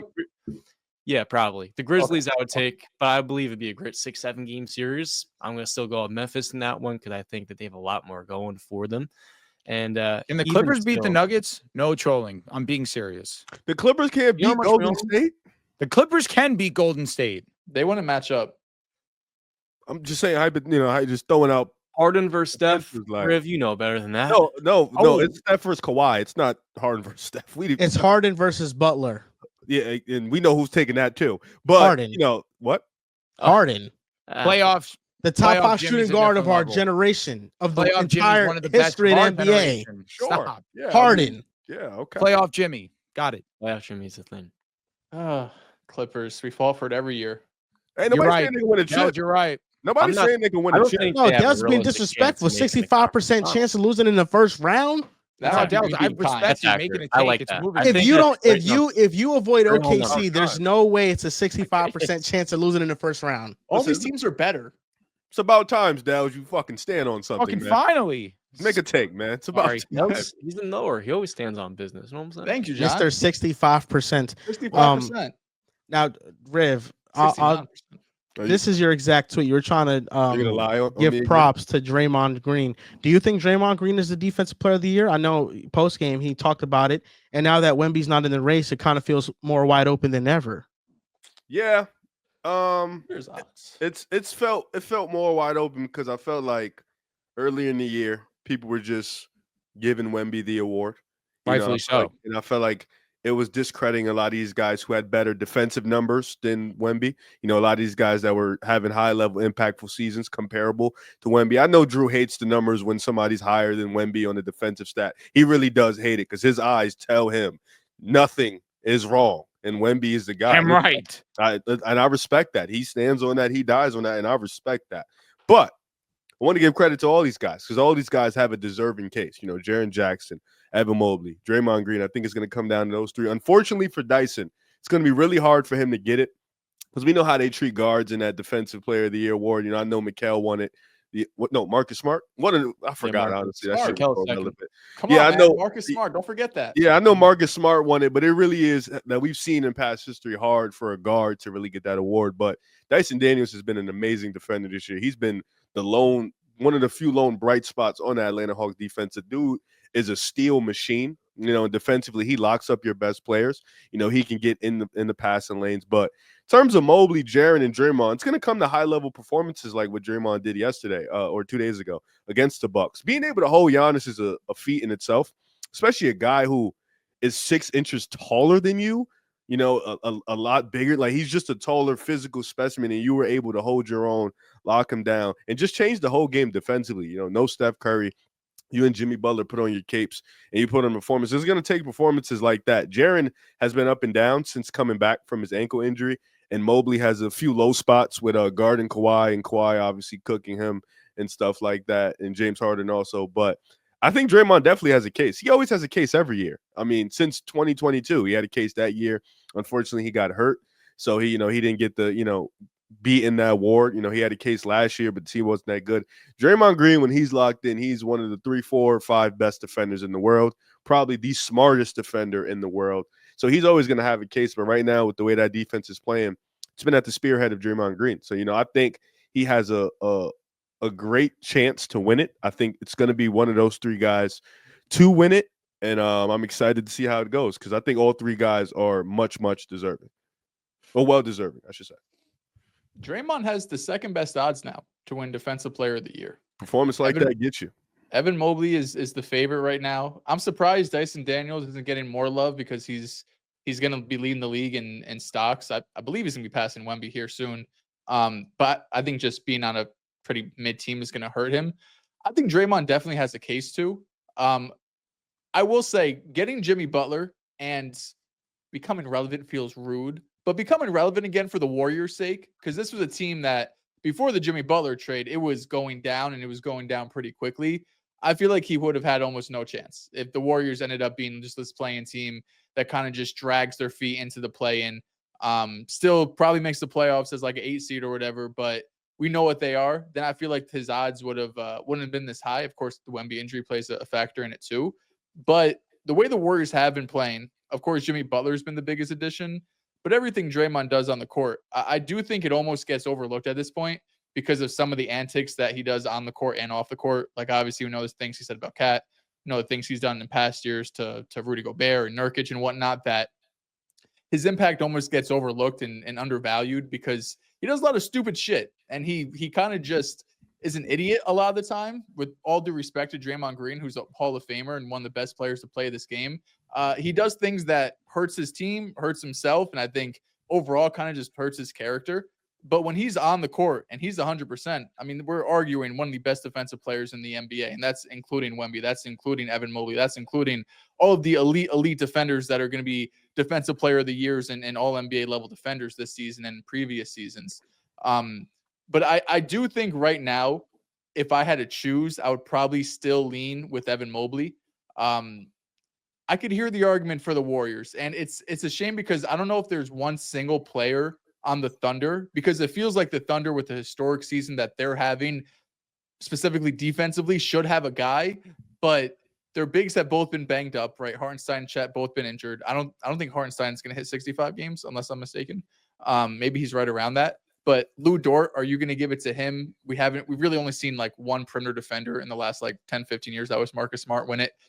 Shea, of course, you're not probably going to give it to. Caruso. There's just no one on the Thunder that really sticks out. Just collectively, they're such an elite defense. But I really do feel like Evan Mobley with Jared Allen there really anchors that defense. The perimeter has some questions, especially when you have Garland and you have Donovan Mitchell. There's a lot on the plate for Mobley and Jared Allen. The fact they could switch on the perimeter, which of course Draymond Green can do as well. But I wouldn't be mad at it. I feel like Draymond, with the Warriors' lack of success these last couple of seasons, has gotten a bit undervalued. But if he wanted this year, I wouldn't be mad. I'm looking at the 4 odds-on favorites. It's Mobley, Draymond, Dyson, and Triple J. I want to give an honorable shout out to Isaiah Stewart, who is not in the conversation, but I think he's been an all defensive type of dude this year. And he's another person like Draymond who gets categorized as just like an antic player, but that does so much more on the court. So I wanted to give a shout out to Beef Stew. But no, I think Draymond should win it. I think it's criminal that Draymond only has one Defensive Player of the Year on his resume, because I think he's a top 5 defensive player in NBA history. And I categorized it into 5 different categories: defensive rating on court, team defensive rating, defensive estimated box plus minus, block percentage, and steal percentage. Just some of the things that we can see. Draymond, out of everybody, defensive rating is the best. Team defensive rating. Defensive estimated box plus minus is the best. Defensive rating on court is the 3rd best. Number 1 is Triple J, and number 2 is Evan Mobley. And then block percentage, he is 3rd behind Evan Mobley and Jaren Jackson Jr. It makes sense. Those two are bigger in size. And he's 2nd in steal percentage amongst the 4, only behind Dyson Daniels, who leads the NBA in steals. I just think Draymond's defense is the backbone of the Warriors. And I think when you look at the supporting cast around him, the lack of that personnel for the majority of the last couple of seasons, I just think he deserves another Defensive Player of the Year. And I think plus 500 is actually like a great spot to get it. Like, I think he, if anything, is kind of neck and neck with Mobley right now. Yeah. And I don't think the odds really reflect that. They kind of view Mobley as a heavy favorite. And I think he should be in the running, but I don't know if he's a heavy favorite over Draymond just based on the court stuff. And I think Triple J at plus 1,400, I think that's kind of disrespectful too. I think Triple J, I think Triple J is like in this mix as well with all these guys. Yeah, the odds surprise me because to me, this is one of the closest Defensive Player of the Year races we've seen in recent years between these 3 bigs, all of which, when you look at the advanced numbers, when you look at their impact, it is really similar. And I think it's going to be decided in these last 10 to 15 games. All 3 of these guys, when they're on the floor, opponents are shooting roughly 5% worse of the rim, which isn't as crazy as when Wemby was on the floor. His was almost double that. And of course, their defenses are all elite in the top 10. With him on the floor, it's around a 110. The thing with me, which I thought Jaren not even being a top 3 is absurd. Jaren Jackson this year has been doing this after they traded Marcus Smart, and their best point of attack defender is Jalen Wells. So to me, I think he's the one that deserves a little bit more credit in this race. But like you highlighted, I think that Draymond has the narrative of the fact that he's only won the award one time, and he's one of these all-time great defenders on his side to help kind of catapult his case just a little bit more. Whereas Mobley's that he's on the best team in the NBA. But I feel like when you look at Mobley's supporting cast defensively, Jared Allen, Isaac Okoro, DeAndre Hunter, their guards giving good, consistent effort, that is another thing which does play into the hand of Draymond Green, where he is doing just as much with less support. So I'm kind of starting to feel like I'm going to give Draymond the award, but it's really too close to tell at this current point. Yeah, the only two guys for me that I really am looking and thinking that they can win this award as we come to the end of the season, I feel like it is Evan Mobley, and I do feel like it is Draymond Green. I have to respect Dyson Daniels for what he's been able to do, being active, so active with his hands, being one of the best guys we've ever seen stealing the basketball. I think And if with I'm his not mouth. mistaken, say it one more time. And with his mouth. Well, no, that's Draymond Green, Yes. TBT. But understanding that, again, John, I think you put it perfectly. When you look at the Cavaliers and the Warriors, I think that when you look at the supporting cast, it's drastically different. And I'm not here to say that Golden State doesn't have good defenders. Of course they do. But when you compare it to what the Cavaliers have, and of course Draymond Green being the size that he is and what he has to do both on the perimeter and on the interior defense, I feel like there's just a little bit more of a load that he has to shoulder with his team and his situation. And he's always been willing to do that and has always done it. I think that when you look at Evan Mobley, I think that I don't want to call it a team defensive player of the year, because again, when you look at last year, the Wolves were the number 1 defense in the league. That was primarily because Rudy Gobert was such an elite rim protector and such an amazing defender that obviously it made sense to give the award to Rudy Gobert. But I feel as if Evan Mobley, you look at him and understand he's not just one of the best interior presence, but he's also really great at switching on the perimeter and picking up and being that type of defender. I look at just what Draymond Green means to his defense and how much they've ascended since the 2025 year has started. And Dehls, you're not wrong. Jimmy Butler coming to the Warriors made them really relevant and really made them get put on all of our radars as legit threats to make the WCF, to potentially come out of the Western Conference. And Draymond Green has done his part as well. Like both can be true. Draymond has done his job, but at the same time, yes, you need winning to also be a part of this, unless you're Victor Wembanyama, because the rest, his play just does the talking for everything else.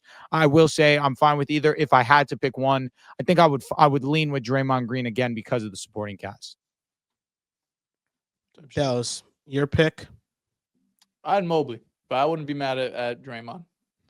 Yeah, I think this is a close race. Wemby probably was going to run away with this award, though, if he was healthy. Yeah, for sure. Yeah. Drew, you don't think Jaren has any chance of winning? That's I surprising. It's tough because I obviously think that Jaren Jackson has been excellent as a defender this season. I just think that Draymond Green, given his circumstance, I feel like that's where I look at him and think that he gets such an edge. But also Evan Mobley. I just think Evan Mobley compared to JJJ, the Cavaliers are better. And then 2, I just think Evan Mobley's been a better defender than Jaren Jackson is. Although marginal, based off the statistics, I just think that his switchability on the perimeter, obviously, his interior presence, that's where I lean Mobley. But it is close, and I understand the question. Yeah, unless Riv had to say something about it. It would not be close. I mean, Jaren was gonna win it before he got hurt. Like I think he was the favorite before he got hurt. Yeah, he was. So like, him getting hurt really messed up. Getting His 2 pace. DPOYs, Draymond having 1. Yeah, Duncan I mean, never won one. The Tim Duncan had universe 0. is balancing things out. Yeah, that's the biggest snub of them all. Which one? Tim Duncan having 0 deep. Oh, having 0 is crazy. Yeah. So Jaren's up there. It's just he hasn't been the same since he's got back. So that's really put him down. But when he was not in it, like when he wasn't in the lineup, Memphis defense was Swiss cheese. Get Mobley his first DPOY. He won't win one for another 7 years until Victor decides that he doesn't want to win the award again. That's the point. That's a good point. I guess Talk. so, yeah. Now, March Madness started today. Were there any things that shocked you? I know, Riv, you're watching college basketball. I know McNeese, they beat Clemson today. Yeah, I picked them to win. Yeah. McNeese? Calm. Yeah, I had Clemson going to the Elite Eight. Ooh. I picked McNeese too, Riv. ACC sucks outside of Duke. So I guessed. The ACC is in shambles. I did not pick Louisville. I did pick Creighton. good. I good picked good Creighton too. I picked Yeah. Creighton too. Yeah, no, I kept telling people, I was like, McNeese and High Point. High Point didn't win, but if you were looking for two upsets, those were two to think about. You know, People also think that Michigan is going to get upset. they're not good. Yeah, but I Who do like you got winning Michigan. it all, Riv? I have Auburn. Mm. You know who They're I gonna have beat my winning it Gators? all in my bracket? Who? Florida? Going for the Trey piece. UConn? Taking UConn. Dude, Oh God, that's insane. They've been on a Wild. little bit of a heater to end the season. brother, they won't make it to the Final Four. Well, they would have to beat St. John's, which Classic. is going to be tough. Yeah, that's a However, they've been playing some good ball recently, and I don't know what it is. Maybe it's just the vibe. I'm getting that Kentucky vibe when Julius Randle was on the squad, when they were a low seed, and they just got hot at the end of the season and it took them all the way to the Natty. I don't know. Something about that is just giving me that same vibe with UConn. What's UConn in NBA terms? Who's UConn in NBA terms? The Clippers. That's probably not true, actually. No. Yeah, win something to be the UConn comparison. They have Liam Ooh. McNeely. Damn. Wow. John cooked. What did John say? He said they're the Win something? you got to win something to get the UConn comps. Talk. UConn is a powerhouse. They're the Heat. All right. Yeah. Okay. They're this Or the version of the Warriors. Heat? No, not this We're the version. But, Warriors. I like that. John cooked. It's way better. The Warriors. Good job. Thank you, man. Good job, John. That's Dynasty. perfect. Appreciate only that. because I wouldn't say that they don't got Jay Wright no more, John. They don't got Jay Wright no more. Wait, no, what do you mean? The Warriors. I mean, not And Jay Wright. Hurley. Wow, I'm thinking of Nova. That's So why I yeah. was. Yeah, we're Yeah, I here. was confused. I was like, what's going on Hurley here? is there. John Hurley you is there. Facts. Yeah. Yeah, he hasn't left. I've got LJ Crowder leading Houston to a national title. Houston's nice. I have Houston Florida losing in winning the it all. Elite Eight. Florida is also nice. SEC, Oh, I though, lied.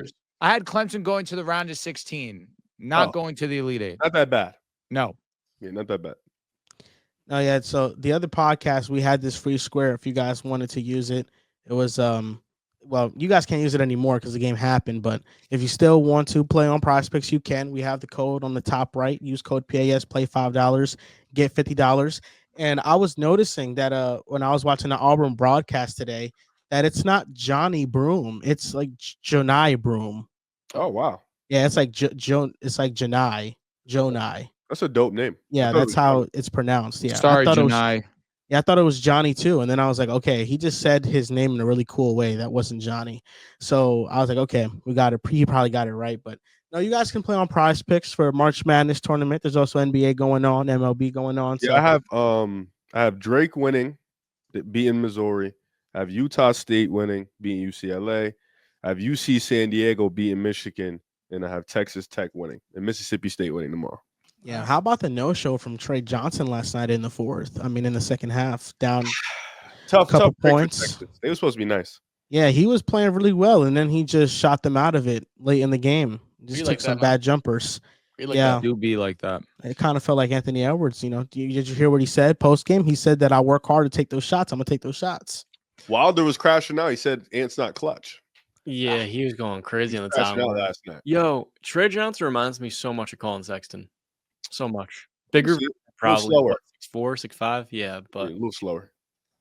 reminds me a lot of He's him. a tough shot maker. Yeah, it's gonna be tough to see where he goes because like his game is very, very weird. He kind of plays like Cam Thomas. You worried about the Wolves, bro? No, They were a contender not too long ago, and now they suck. still are. Just some fluky games. You know, Be Obi like that. Toppin, great game. The and then Pelicans game wasn't a fluke. No, I think they just played down the competition, but they're ready for the big dogs. That's like the story of the T-Wolves last, like, I don't know, like 30 years in their existence. Hey man, keep losing, man. Keep Riv. that seat. Hey, Riv, Cavs, 3 straight. we'll start another streak. Another 16 You're on a game losing streak. Yeah. Hey, 6 games. That's all it is. Yo, this is the second losing streak of the year. Tough, yeah, man. Yeah. Tough time to get cold. You know what I No, mean? we blew both games. Sacramento, we were up, then we fumbled in the fourth. We were up against Orlando, then fumbled in the fourth. So fumbled in the second half. Not Fumbling worried. against Orlando's pretty crazy. Now, Garland, what, you think there's Yeah, something no. he should be worried about, Dehls? he knows it's not. He's just trying to find something in a 56. I don't know, man. season, you It's know? just not the time of the year. I don't want to go into the playoffs just with a bad taste in my mouth. You know what I mean? I know. Mhm. I mean, I'm going into the playoffs with a bad taste in my mouth for you guys. So What? Mhm. What are you guys tasting? How do I taste? Graves a taste tester alright. these days. I don't know. no Nice. comment. So what tastes bad about the Celtics going into the playoffs? Cockiness. Dehls is a fan. Like it's just no aura over there. They're lacking. They're lacking. Oh, he said y'all. Yeah. Dude, that's on me. Yeah, they're lacking. No aura. Talk about the Celtics. Yeah, they're just lacking. You know, a lot of guys over there that aren't too fond of my people. You know, they just don't have the right ingredients. What do you mean know? by that? Not too fond of my people. Yeah, they need to be taken down. And Cleveland's prepared. That's fucked up. You look through the Boston Celtics history, they've done some great things. The city of Boston has had some issues. I'm not going to sit here and lie. The city of Boston undoubtedly has had some issues. The Boston Celtics franchise, Right. you could say they're one of the most progressive in NBA history. Talk. First Yeah. black head coach. First Yeah. all-black starting five. Yeah. Mhm. You guys you had to make a statement for the things you were doing outside of the arena. You can control what you can control, man. Dehls is cooking. Now, Johnny New one, boy. are you excited? What Huh? bien? New one, are you excited? Yes, $6.1 billion. Woo! That Calm type shit. of money. Hell I made yeah. it. Dehls being a fan is going to see some residuals on that, being a Celtics I really lifelong should. fan. I should get some fucking Yeah, dividends. every fan should get some dividends paid out to them. They said the new owner, he's a diehard Celtics fan, which is great. Hopefully I've been looking at all the interviews, I've been reading these articles. I want him just to straight up say, like, I will pay $500 million in luxury tax. He's kind of like skirted around it. He's like, we've been doing a good job for a long time. I don't want to mess that up. He's like, the Celtics is tradition. We're going to keep that up. But he hasn't said it directly because obviously the budget's going to be crazy. But he's a diehard Celtics fan. A report came out that before each playoff game last year, he would play rock music and send it to his wife, get himself hyped for the game. He grew up in Boston. So, I mean, it's everything you could want from an owner. Now it's just, are you willing to lose money while owning the team? Man, We'll we find do out. not care. This Like, seems like Gary Vee if he bought the Jets. Right. This felt like Steve Cohen when he bought the Mets, but Steve Cohen I knew was like, I'll pay whatever it takes. Yeah, we just And now look at where the Mets are now. man. Then They're Drew, doing some good Drew, are you things. semi-interested? I just be like, Not at the all, most historic actually. franchise in NBA history getting a new owner. You should, Very as a rude. ball fan, as a ball knower, you should be in tune with this. we just don't care. Like we It's a don't. shame. Like, I'm happy for you. I'm not. sorry. Actually, I'm rooting against you. I hope Tell us how happy you everything. feel. I hope everything that can go bad for you in the playoffs goes Rib, I bad thought, for you in the playoffs. an hour ago, I thought we were cool. In certain spurts. This is not the spurt. So much He started rebuilding talking here. about the Much Celtics. His rebuilding. antennas went up. Now, John, we're gonna do this all together, but I want you to lead the charge on this. We have the top 10 wide receiver duos list. Whoa. Before we get into the wide receiver duos, apologize because I came prepared. It was supposed to be this week in the NBA. Just real quick, want to shed some light on a player. Want to give some love to Paolo Banchero. Over his last 10, he's averaging 31, 8 rebounds, 5 assists, 2 steals, 51-40. He's been incredible, 63% true shooting. Second in the NBA in scoring since the All-Star break. Now, he's been incredible. There's been a lot of heat on his name because he was struggling, but really it was that he was hurt. But now he seems healthy, and now he is locked in. Now, it's a Would You Rather Paolo Banchero edition. First name up. You know what? Let me not go that route. Evan Mobley. I'll still take Evan Mobley. I would take Evan Mobley. Evan Mobley.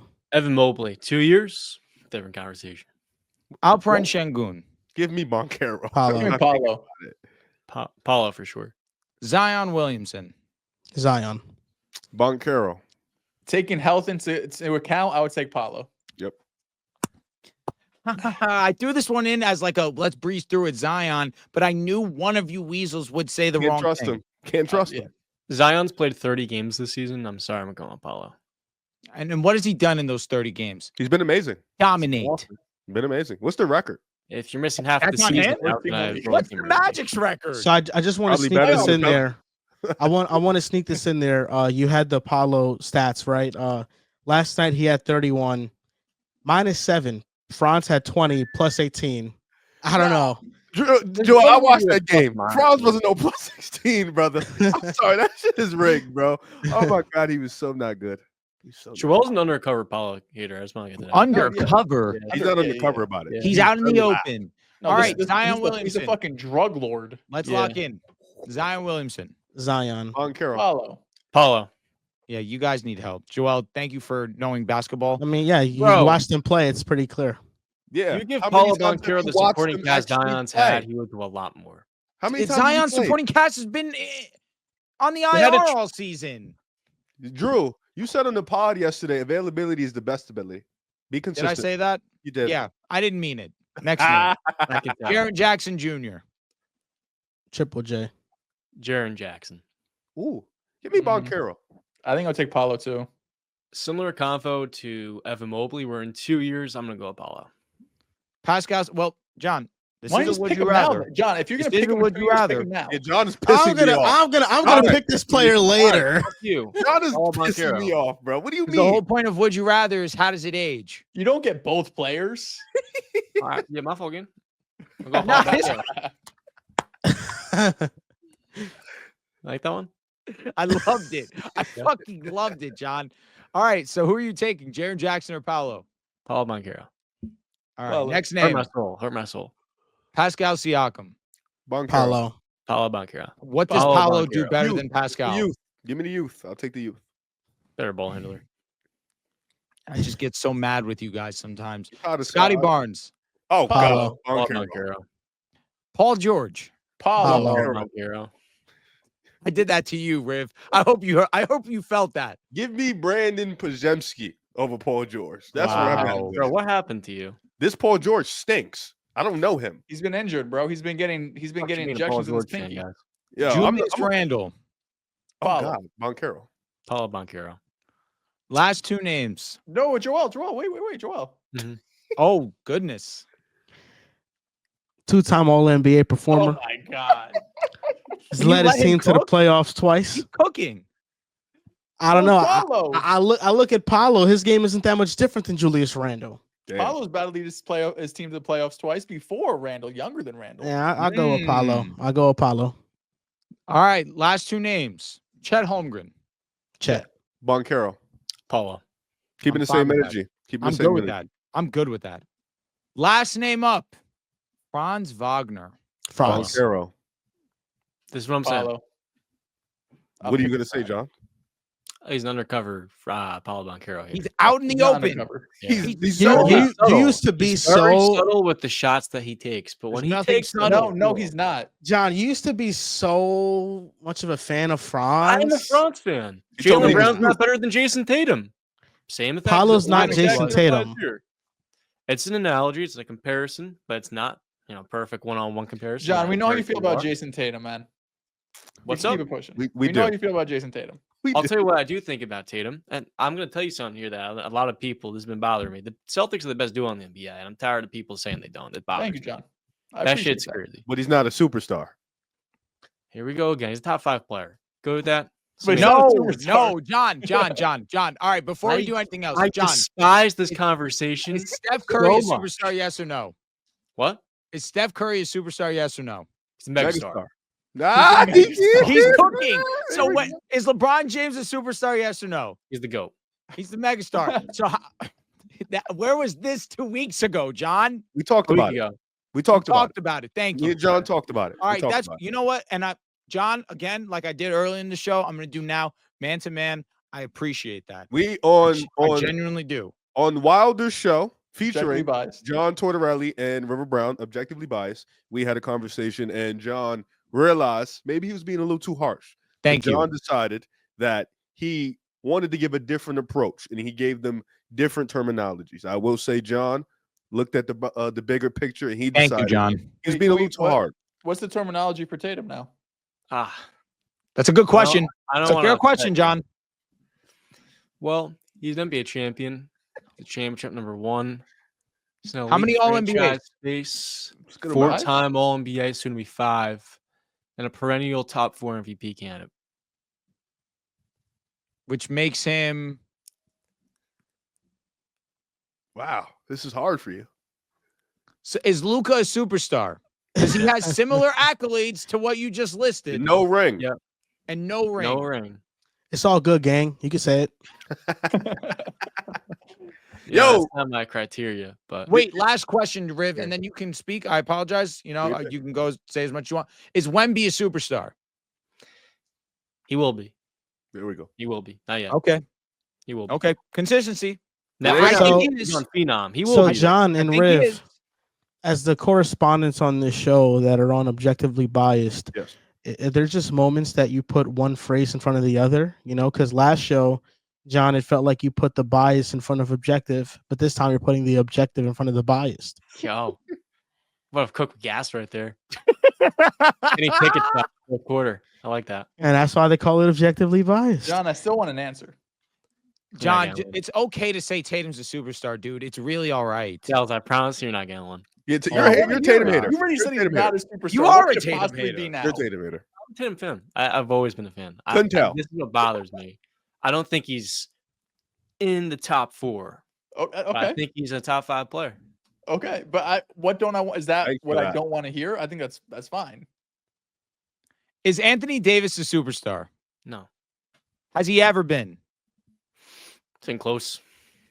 So a top 75 player all time is not a superstar? We're losing. So the plot. Tatum is not a superstar, John. There's no Is yes or James no. Harden, let me not. Is Yeah. Kawhi Leonard a superstar? Was. Not Right now, anymore. no. Okay. Right now, you can say that he's a megastar of sorts, but Kevin Wait, Durant. John, I still want to know what Megastar? I don't want to hear. Mega. Can we What's talk that? about? Can we talk about? I Cade's still game want to winner? know what I don't want to hear. you really want me to say it? Yeah. I'm not going to. You already compared him to Paul George. You said he's not a super. Like, I've heard it all. John, I'm a- just fall on the sword and accept that you were wrong. Being Or double down. wrong I'd be is cool in- with you doubling down. I really would. I respect that too. Listen, I'll be so real with you. I feel the same exact way I did a week ago. The only difference is the way I worded it. So how Sorry. you wording it? I What just worded it difference to is you you. wanted to I, word I it think in? how he I just worded gave it it to was you. four Championship times. #1. Top 5 player. It's the best you're getting. It's the wording is just his accolades. That's it. W. John, you But moved John, me is sometimes. it championship #1 / with like 5 all-star level players playing alongside him? Oh, Or yeah, true. Okay. So are you adding that into the phrasing too? It's not part of the phrase necessarily, but I think it's the support required for Tatum to. And I'm not even trying to be rude. I think that's what he kind of needed. Because and this is what it comes down to. If he has an efficient playoff run as a scorer, I'll call him a superstar. And I want to see when he got to the finals against the Warriors in 2022, I was ready to put him right there. And that finals series gave me a bad taste in my mouth. And his inefficiency in that Maverick series had me feeling the same, very similar way. But if he can get the scoring efficiency, the way we saw versus the Bucks in the finals for an entire playoff run, I'll be comfortable, a lot more comfortable, giving him that title. But until he does that, I think he's a slight bit below. And that's why Joel is asking me. I think he's close. Mhm. I think he can get there. For But sure. until he does, I'm not going to be comfortable saying it. I understand that, John, 100%. I understand that Tatum has never been the most efficient guy in the world. I 1,000% agree. Most efficient is being generous. Yeah, no, for sure. I do Especially this remember past when we playoff had this run. conversation a couple of weeks ago, and we looked at Luka, who's a superstar. Why and do you do this, Tatum, Dehls? who's not. They have virtually identical true shooting numbers in the playoffs over the last 3 years. One of my favorite quotes, Dehls, is comparison is the thief of joy. And I Oh. think in this moment in time, This You're means that losing the plot a comparison little bit. is so I don't Okay. have to be wrong or admit anything. incorrect because context is very This guy sorely Dehls. This guy Dehls very using. sorely needed. You know, John. He thinks he's slick. He used true shooting percentage instead of That's a barometer. EFG. Yep. Because true shooting percentage, you would know Luka from the free throw line isn't the most efficient, and No Tatum bueno. is. But if you use EFG, I promise Sounds like a problem. it's the I mean, I mean, if you difference. get to the free throw line, I want you to hit them, brother. Listen, one I was feel like playing Dehls is 3 to making a 4 good point. He is, but one was playing 3 to 4 all-star caliber players in his playoff run, his championship run. Whereas early young Luka in his second year is leading the best offense in NBA history when the number 2 was an injured Kristaps Porzingis, who was out in the bubble because he tore his meniscus after playing very well. And after that, it was Tim Hardaway Jr. Tim No, Hardaway for sure. Jr. not I start wasn't on even the Celtics taking team. account those years because I mean, at this point, it's like 5-6 years ago. Yes, but you're talking about Luka's playoff and the entirety of his resume. It's 2 of his 5 playoff appearances with a supporting cast where he had no star level support, and he had a load and expectation and responsibility that no other star can So carry. why was he worse with a better team? Why was he worse with a better team? He was hurt he had this a calf past year. injury. Oh, my 2023 had a bad, calf injury. my bad. So what do still we better mean he than was Tatum, worse? though. He went to the finals, Dehls. Well, I'm That just was saying better, from yeah. efficiency standpoint. That's all. I mean, all that 2022. matters in the playoffs, especially when you're averaging 28, damn near a triple-double, and you go to the finals. No, Tell him, Drew, Drew. 100%, Go quiet now. 1,000%. But I'm just combating the you need to be efficient in Efficient. the playoff. Okay, that's all. understand. I That's all. So understand. I have the EFG numbers. Luka's at 53.2% and Tatum's at 50.4%. These past playoffs, Tatum was at 48%. Not great. And Luka was at Let me get it for you. I'm right there. Luka was at 51.4%. all right, not terribly far off. Makes you think. That's all. I just like EFG. brain exercises. You know what I mean? It's nothing Dehls, I wrong about think you made thinking. some great points. I'm not going to sit here and say you didn't. Mhm. Nothing Good wrong job, with that. Johnny boy. Now, okay, Thank you. John, I want you to lead the charge on this wide receivers duos list because I think yours can get a little bit crazy. Oh. I just trust you to get a little bit frisky with me here. Oh, I was good. going to say you've heard John's list already. He's throwing I me have out to the not. fire, I and have want not. to throw him in. Yeah, I have not. But I kind of feel like he's gonna have something frisky. Yeah. So then, 10 to 1 or 1 to 10? okay, let's just do 10 to 6. I want to hear your guys' list. So John, lead the way right now. All right. Number 10, I've got Brandon Ayuk and Draymond Jennings. Number 9, I got Drake London and Darnell Mooney. I don't like that look in your face. I don't like it. Number 8, got Mike Evans and Chris Godwin. Number 7, got Amon-Ra St. Brown and Jameson Williams. Where the hell is DK, dude? And number I need to hear 6, him already. it's DK Metcalf and George Pickens. I'll be honest. DK and George Pickens aren't in my top 10. I respect that. I respect it. Honorable mention. I get it. Honorable mention. I get it. I could go into my top 10 unless you want to defend your boys. Oh, John's you gone. defend it. John left. He doesn't like the DK disrespect. Who was his 10? It was Ayuk and Jawan Juwan? Jennings and Ayuk. Yeah. I don't know. They I weren't gotta even see. honorable mention to me. I'll be honest. With Okay, all I due did respect. not have. Jawan Jennings. Jawan's good. Brandon Ayuk is good. Jawan Jennings was awesome last season. And who was your 9, John? I'm sorry. I was really caught up on wondering when DK and Pickens were going to get said. Drake London and Darnell Mooney. Darnell Mooney. That's good. That's really good. That's good. All right, Drew, Dehls, go ahead. Yeah, that was I what's think- yours? Me? Yeah, Okay. Honorable mention. we don't Pickens care and about DK that. Metcalf. We I don't- mean, we don't the care about those. explosiveness, you know what I mean? The 54. It's going to be an electric year with whoever Mason Sickness, Rudolph, whoever's going to be at quarterback. At 10, I have Drake London, Darnell Mooney. Not far off from you, John. 9 was off your list. I think Nico Collins and Christian Kirk is a top 10 duo right now. I know Kirk's coming off the injury, but I feel like they complement each other very well. And Nico's a top 7, 8 wide receiver, and he could be higher after this next season. At 8, I have Mike Evans and Chris Godwin. When they were healthy last year, they were probably a top 5 duo. But of course, Godwin, season-end injury, knocks them down a little bit. But if they're 100%, they could be much higher. At 7, I have Terry McLaurin and Deebo Samuel. Need to see Deebo get back to a version of his past self. But Terry broke out 1,200 yards. Him and Jaden Daniels had an amazing connection. Wait, what? What? Do you, Broke out 1,200 yards. okay. But the film, Rib, the film was electric. We know what Terry are you talking McLaurin about can Terry? do. He's one of the best receivers no, in the game. 1,200 is hard to do. Like a Yeah, number no, one absolutely. doing that is. It is. And even though he had Kyle Shanahan, I'm very excited to see what Cliff Kingsbury can do with Deebo Samuel in his offense. And at 6, I have Amon-Ra St. Brown and Jameson Williams. I feel like this is another duo that pairs very well. JMO could take the top off the defense. Amon-Ra could eat in the short to intermediate route. Amon-Ra is a top 7, 8 receiver himself. And JMO showed this year, he flashed like, yeah, I could be probably a top 15, top 20 guy if I could stay on the field. All right, I'll go next. I did mine a little different. I added tight ends that receive. Like, cause I was looking at their number 2 options, and I feel like it drops them down a little bit. So this is where I have Just number making 10. stuff up. Okay. Huh? Just making stuff up. No. I'm gonna explain it when I get to them. You know what I'm saying? Because you put like at 10, I got Debo and Terry for sure. I think Debo has to get back. That's low. Debo has to get back, but I think Terry is 1,200. It moves a lot of people. Does it move me? We'll find out. At 9, I have Drake and I have Darnell Mooney. At 8 is where I have Ayuk and Kittle.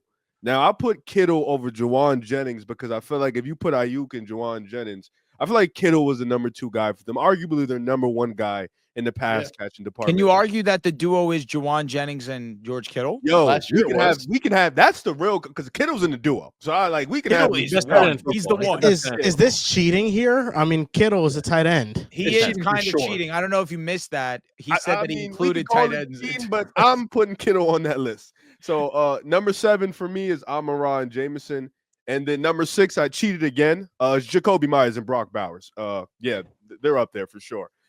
I know he's talked about wide receiver duos, but when you can catch at Kittle and Bowers' ability, and when you're better than a lot of teams' number 2s and number 3s, I'm putting you on that list respectfully. Riv, your list is an interesting one. Go. Jacoby Myers At left is field. good. I don't know if Brock Bowers is carrying all the way to number 6. Yeah, that shit's crazy. I mean, first of all, Brock is better John, than who's carrying your Hold number on. 6? Oh, With all due Dehls, respect? Dehls, irritate me. Dehls, You guys I got really this. Dehls. boil my blood sometimes. Juwan Brock Jennings Bowers- on a 1,100-yard pace, sensational run blocker, and you guys John, don't think he's John. worthy of Jawan being- Jennings is awesome. Jawan John, Jennings is great. John, He's better than so Debo good. Samuel. Have a better John, year than Debo Samuel. John, Brock Bowers is better than DK and George Pickens. I want to point that out. I want you to know that from the bottom of my heart. We'll see he's who wins better more than both. games. Well, it might What be does that you have to do with guys, anything? but that has Dehls? nothing. Johnny? He's better than both of them. Fact. Let's see who wins more games than a wide receiver. That's duo. like Andre Johnson isn't better than Listen, Reggie you guys are Wayne disrespectful. because he Hines didn't win a Ward. big game. DK Metcalf is Hines an Ward. all-pro. Hines Ward. Hines Ward. Good 'Cause he name. Good cleared name. Hines Ward. A lot of people clear Hines Ward. He's You not don't that know ball. good. That's your issue. That's Like, that's your disrespectful. No respect. Hines Ward's a Hall of Famer, man. AJ Unbelievable. Brown is better than Hines Ward. Comfortably. Facts. What do you say? Comfortably. It's not a Smitty. thought. AJ Brown. What do you I'm gonna take AJ Brown over Hines Ward. That's not a hot Yeah. take. I don't know keep what I don't going. know what he said. He's too You wanna busy keep screaming. going? I'm trying to hear what he's saying. You want to, Nico Collins is better than Hines Ward. Facts. Tell him to play wanna- 15 games. You want to keep Look going? at that. Now you're making Tell him fun to of stay him. healthy. Now you're making fun of him because he's I've- hurt. And I'm not. My 15 point games is is a that healthy you season. jump the gun on these new guys and show no respect. What the fuck is Oh. Hines Ward? What's his best year? 1,300? Q. Super Bowl MVP? Q. You're probably too young to watch, apparently. Q. Oh, I'm Oh my older. God. I'm older than you. John. And I was too young, just like you, apparently. 'Cause I did You my know what? research. Now you're Might be making me diligent. get disrespectful. I didn't want to have to do it. but You now were I'm gonna have to disrespectful. do it. You've been disrespectful. Told us you're gonna rebrand on Twitter. It's a fake rebuild. It's a fake. It's a Bulls rebuild. I That's don't what I wanna- Riv, you're getting fried. First I'm of all, sorry. Sorry. first of all, I'm irritated. Boil my first of blood. all, John, what year were you born? 2003. 2006. Okay, so the year you're talking about, you weren't even a thought. You weren't even on this earth, so you don't even know what he did. Let's talk about- 2005, I was a thought. Stop I was talking. 2 years old. Stop talking. This man, Hines Ward, has 7,000 14 yards. years. season. 14 years. 6 1,000-yard seasons. 1 year Yo, over bro. 1,200. I'm gonna be honest with you. Not 1,300. moved. 1,300 was cool. Let's look at Nico Collins, man. Let's Nico look. had 14 or 1,300 2 years Nico ago. had He 1,000. 1,300 He had at 1,000 in 24 12 years games. old. Yeah, do you have 12 touchdowns? He had 8. That's right there. I don't care about 12 touchdowns. Does he have It's 3 8 all right there. pros? Yo, bro. Fuck Hines Ward. Hines Ward's a legend. Riv, you got Fuck an issue. Hines Ward's This is- insane. This is How about that? despicable. And it might Tyreek be Hill is worse better than than you Hines saying Ward. Justin Herbert over Big Ben. It might be worse than that. Just wait. The Wait, Hines you did Ward say that. disrespect You did might say be that. I worse wasn't. Oh, wait, than the wait, Big Ben John. disrespect. You're not gonna put that all on me. I wasn't the only one who said that. No, yes, you Drew, were. Drew, it's okay. Drew, I'm leaving you out. Riv, I'm attacking you today. I've got an issue with you. You're really irritating me today a I lot. still think he's better. I don't care. Like Big Ben doesn't move me. So I don't- JSN and Cup Win a didn't playoff enter game the now. matrix here. Impossible. They Win a definitely playoff did. game. We just won a fucking ring, John. I'm talking about the Chargers. I know you have 17 teams, so it's Not in football. One out Not of in 2 football. probability. Head and bang. That didn't bang. You ever won a playoff? That didn't bang. You ever won a playoff game in a decade? John, you ever won a playoff game in a decade? It's been a decade. Philly runs PA. Stop talking to me. And we run y'all. Y'all didn't beat us. Your quarterback was Russell Wilson. Stop talking. We're also going nowhere right now. You're not cooking. You never are. You haven't gone anywhere in a decade. Loser. Okay. John, Riv, that was unnecessary. It's John, man. What Riv don't get is that you have to have the bad times for the good. When you're in the bad times, he jumps to a new team. That's what he does. Me, I stay with my team and I carry all the way through. And then when they become good, it feels all the way better. Because if I hold. Here he goes. Wait. Wait. You lied. He might get caught. John, you lied. Because you went from Memphis to Phoenix to Denver, back to Phoenix. Can't forget about the Nets. Don't forget about the Nets. Like, what do you Rip doesn't use context. John. Rip doesn't use context. John. Because I was a fan of those teams at their worst. John, and I moved on at their best. John, you told me man to man. You love yeah, John, you lose me with that shit. You told me you love to root for stories. You love stories, which means you jump a new story every single year into the deep end. Not true. I'm a Nugget fan. First off.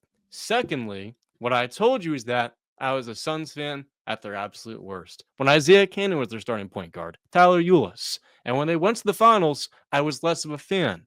The fact of the matter is that the next year, I stamped my flag as a Denver Nugget fan. And the reason why is because of the community and the Denver Nuggets camaraderie. And that became my team. And I have not jumped ship. However, this is an important caveat. I have a lot of favorite players, probably 3 or 4. Devin Booker, John Morant, Paolo Banchero, Jokic. Paolo and Ja are 2 of them. So those are my other teams that I root for. Magic too. Magic. I didn't know they were. We didn't know that, Dehls. Drew. We didn't know that. This is a new. I did just learn that today. So you know who you sound like, John? Me. No, because I sound like the man you I didn't tweet 12 to 17. I cut my list. You know. Oh, Riv is a bit of a changed man. I'll give him that. I got that down too. to like 5. But what irritated me was the fact like that the man you hate. You sound like a the man you retired hate. Bulls fan. Dehls, I don't think it's 5, bro. I think it's still a lot. Cleveland. Yep. Warriors. Pistons. Detroit. Yep. OKC. The Wizards. He was a Sixer fan when Paul George went there. That's Wizards, I'm not counting. He's going to say OKC. No, he just likes SGA. That's what he's going to say. Yeah, I'm not okay. That's not fair because Detroit, you just like Cade, but you root for Detroit.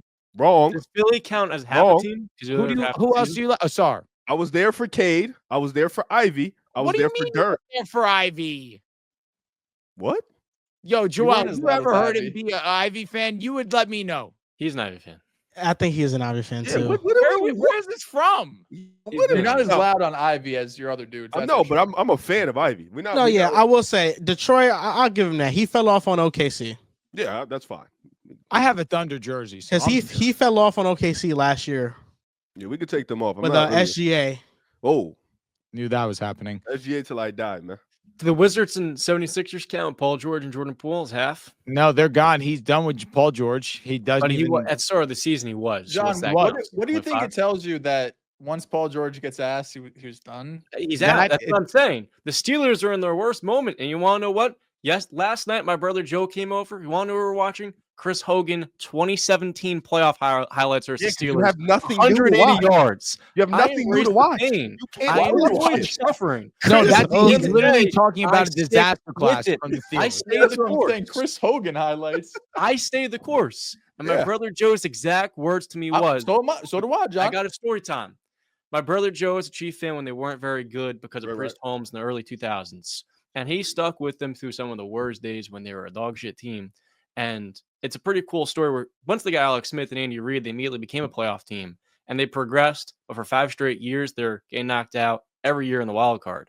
And for the longest time, it was pain, suffering, watching Marcus Mariota catch his own touchdown to end the Chiefs season. The Chiefs blow a 31-7 lead where they could have kneeled the ball every play and won the game, and they ended up losing. And I remember him saying to me all those years, we're never going to win a Super Bowl.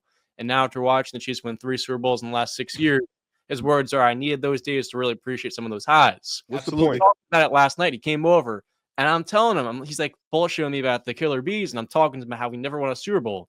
And I pulled up the worst secondary of all time. When we were playing the Patriots, Chris Hogan had 180 yards on 9 was good that year. he was good, but he also had almost 200 yards on us. I mean, he looked like Steve Largent out there. Anyways, I was showing him the Steelers secondary, the player they highlighted in that graphic as the star of that group was Artie Burns. And I remember saying, through all those painful moments, watching rest in peace Demarius Thomas touchdown for Steelers in 2012, the Super Bowl loss in 2010, us losing Le'Veon Bell in 2 straight playoff runs, Joshua Harris, Fitzgerald Toussaint, all of these years, all of these playoff disappointments leading to now, where the Steelers are a perennial wild card exit. It's painful. If you want to know what I do, I stick through it because I know on the other side, at some point, they're going to win a Super Bowl. And when they do, it's going to make these moments all the way brighter. But I'll never abandon ship. John. And part of why for a long time I was no man in the NBA is because of how steadfast my loyalty was in my football team, despite being a bigger basketball fan. Yo, John, no troll. Like, this is... He's going to say he don't give a shit. No, John. Yeah, if he says I don't give a shit, he's a piece of garbage. Very. No, John, that's a great-ass story. Like, that's a great story. I'm going to tell you the truth. I'm going to tell you what we're all thinking. Here he goes. Nobody I gives knew a it. fuck. I knew it.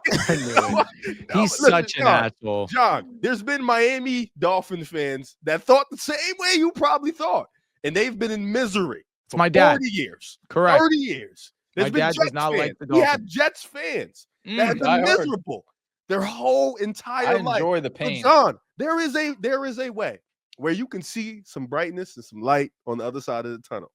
But there's also a way, which I'm leaning this way, of where you've never, ever in your life get a good moment.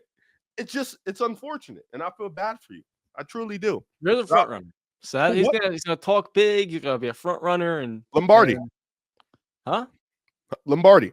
Steelers have double. So You don't know none of them. I was laughing. You don't know none of them. The first one doesn't count. Second one really counts. doesn't count for you. I watched. The second one counts for sure. Second one counts. What year were you born, John? You said it. 2003. This guy's Like a people baby. call me Fairweather for being a Yankee fan, but I've really only seen one with my own 2 eyes.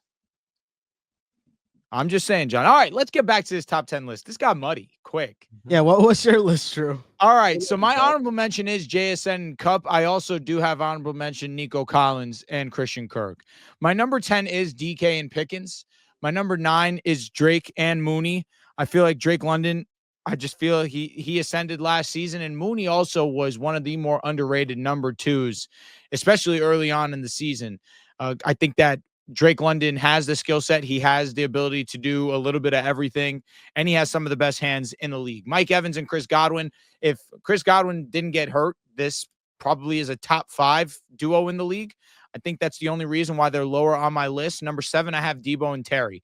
I had them higher. I had to adjust a little bit prior to the show starting, but I'm going with Debo and Terry. I still believe that Debo has something in the tank, especially in an offense with Jaden Daniels that can move and can get outside the pocket and extend plays. I feel like that will bode well for a guy like Deebo Samuel. Also, they run a lot of screen plays. That's going to be beneficial to Deebo Samuel.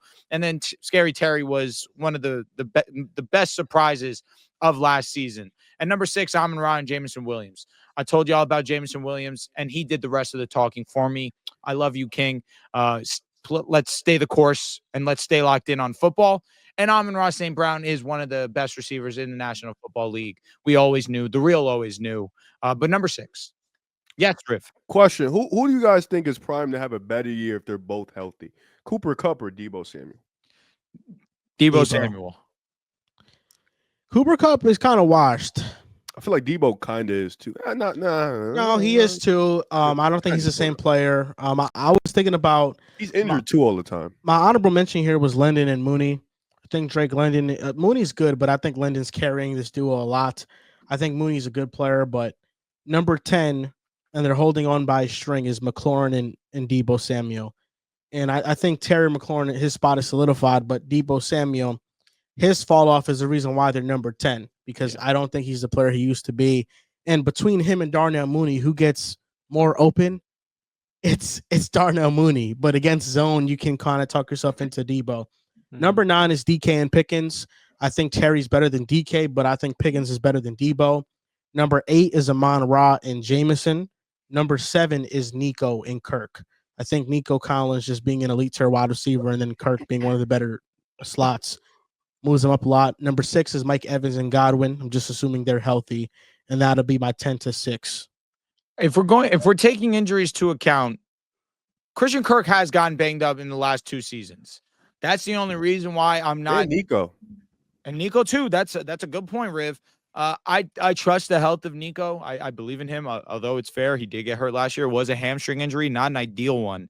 I think Kirk has been injured, and Chris Godwin. I'm fine with you having them where you have them, especially when they're healthy. They're one of the best duos in the league. It's just Godwin's coming off a broken ankle. Is he going to be Chris Godwin like he looked before the ankle injury? Now, top 5, John, lead the way. Please. I'll preface this by saying those are my 2 honorable mentions, the Commanders and Texans. Number 5, I have the Dolphins, Tyreek Hill and Jalen Waddle. Number 4, Justin Jefferson, Jordan Addison. Okay, Number cooking. 3, Devontae Adams and Puka Nacua. Puka Nacua the 1. I know I said Not first. cooking. 2, AJ Brown and Smitty. And this was really tough between these two where I went back and forth. And I gave the slight edge to Philadelphia because I do trust AJ Brown to stay healthy. And Puka Nacua has had those issues. I just think he's someone that ranks slightly higher. But, I mean, Devontae really narrows that gap with Smitty. So I don't really have an issue with you kind of flipping the two. I look at them as interchangeable. But number 1 to me was Jamar Chase and T. Higgins. I guess I'm with that. Do we have the same 5, everyone? Yeah. You I have think those are undisputed, unanimous 5. you have Puka and Tay at 3. No. I have them at 2. So do I. All right. I have him at. I have Mike and Godwin in my top 5. Yeah, your list is definitely the Wait, most peculiar of all of ours. Who's your top 5? Mike Evans, Chris Godwin, Jettis, Addison, Puka, Tay, AJ Brown, Smitty, Jamar T. You don't have Tyreek and Jalen Waddle. Just That's flip with the who I Raiders. left You off got the the Raiders list. and put in the Dolphins. Oh, so if I had to drop somebody, Who's your 10? 10 was Debo and Terry, so they can easily go out. Bye-bye. Yeah. Where'd the Dolphins slide in? They probably had, I mean, they had to be top 5. Yeah, I'll put him 5. I do have Tyreek and Waddle know. 5. I have Jet and Jordan 4. There was a part of me that when we were on the show talking, when I was trying to convince you guys, hey, Jet is and Jordan, maybe best. No, I do have them 4. AJ and Smitty, I do have 3. Puka and Tay.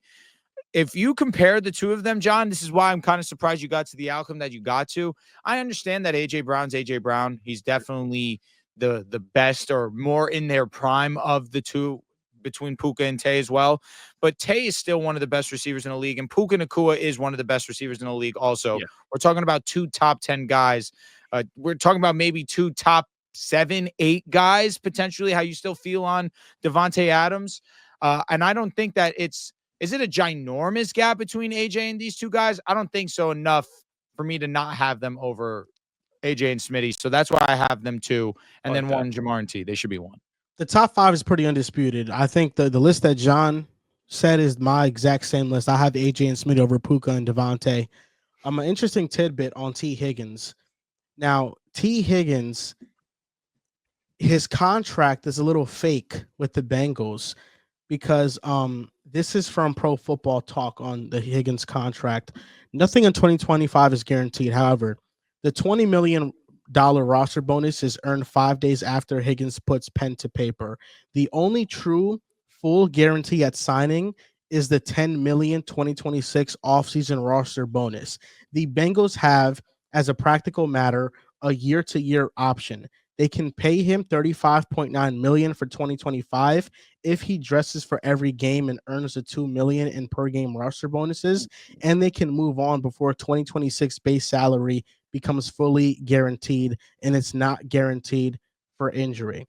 Because the $10 million is guaranteed in 2026 roster bonus has offset language, they'd likely owe him nothing if they cut him after 1 year.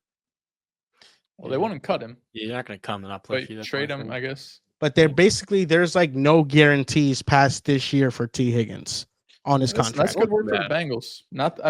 You probably want to keep him regardless, but he's probably easier to trade if there's no guarantees. I had the same top 5. The hardest for me was really the Vikings and Eagles because I think Smitty is comfortably better than Addison. And even though AJ and Jetters are like 3 or 4 spots away from each other, they're like a tier gap between each other. So I did have the Eagles 1 spot ahead of the Vikings. Puka, I don't know. Like, shout out to the Eagles. I think Puka and AJ are really close. I think Tay's better than Smitty right now. So that's why I have them one spot ahead. And then, of course, the Bengals are at 1. Now, off season, well, predict an early wide receiver breakout for 2025. I have a couple names here. I think this year's going to be really fun. Jawan Jennings broke out. He was at the top of my list. I'm not going to put him again. I have 4 potential breakouts. That's the number that I landed on. All right, I have 4, but I combined my number 1. I have 2. Can we go one by one? Yeah, you can start. Well, does everybody have Marvin Mims on their list? I do not. I have love you, Marvin Dehls. Mims on my list. I knew that Joel was going to have him because him and I, we drool over what Marvin Mims can be. Dehls, I wasn't sure. I'm glad you know ball. Is anybody else buying into the Troy Franklin hype? I find myself intrigued because that dude can separate. Can he hold on to the ball?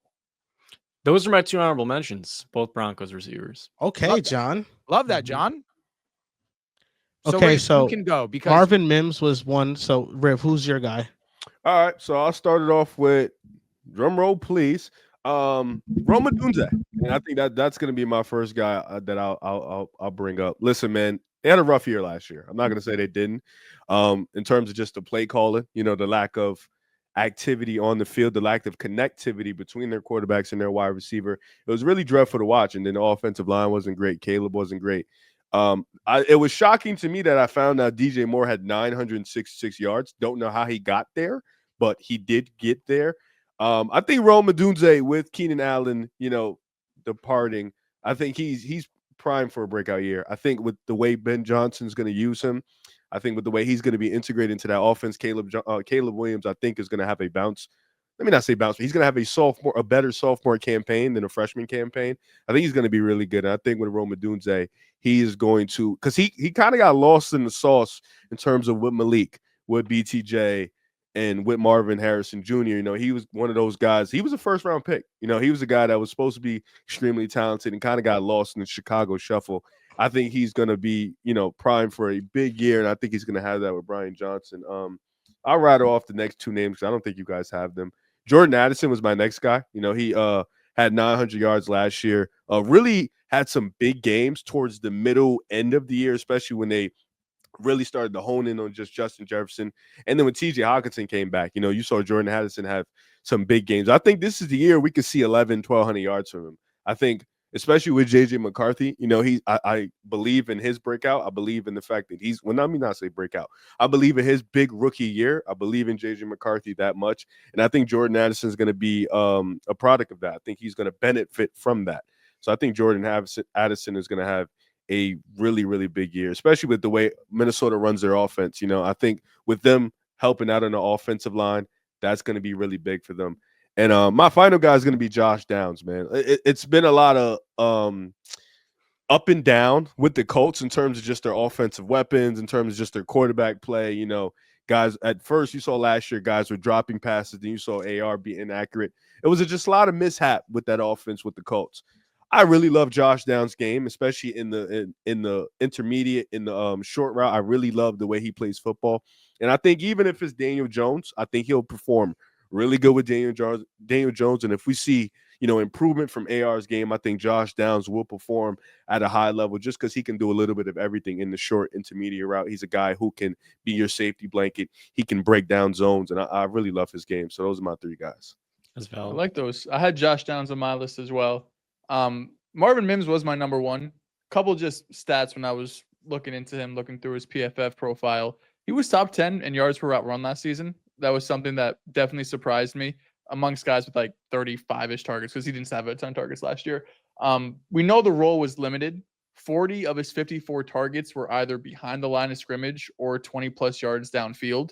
So we saw it a ton, right? A lot of it was just schemed behind the line, a lot of screens, just trying to get him into space. But they did take some shots down the field. I also just like how Sean Payton uses him. He gets almost 50-50. It's more like 60-40 in terms of outside versus in the slot. But he also had 40 snaps in the backfield last year as well. I feel like Sean Payton's going to continue to do that even when they bring in a running back. He's just going to use it as a receiving threat.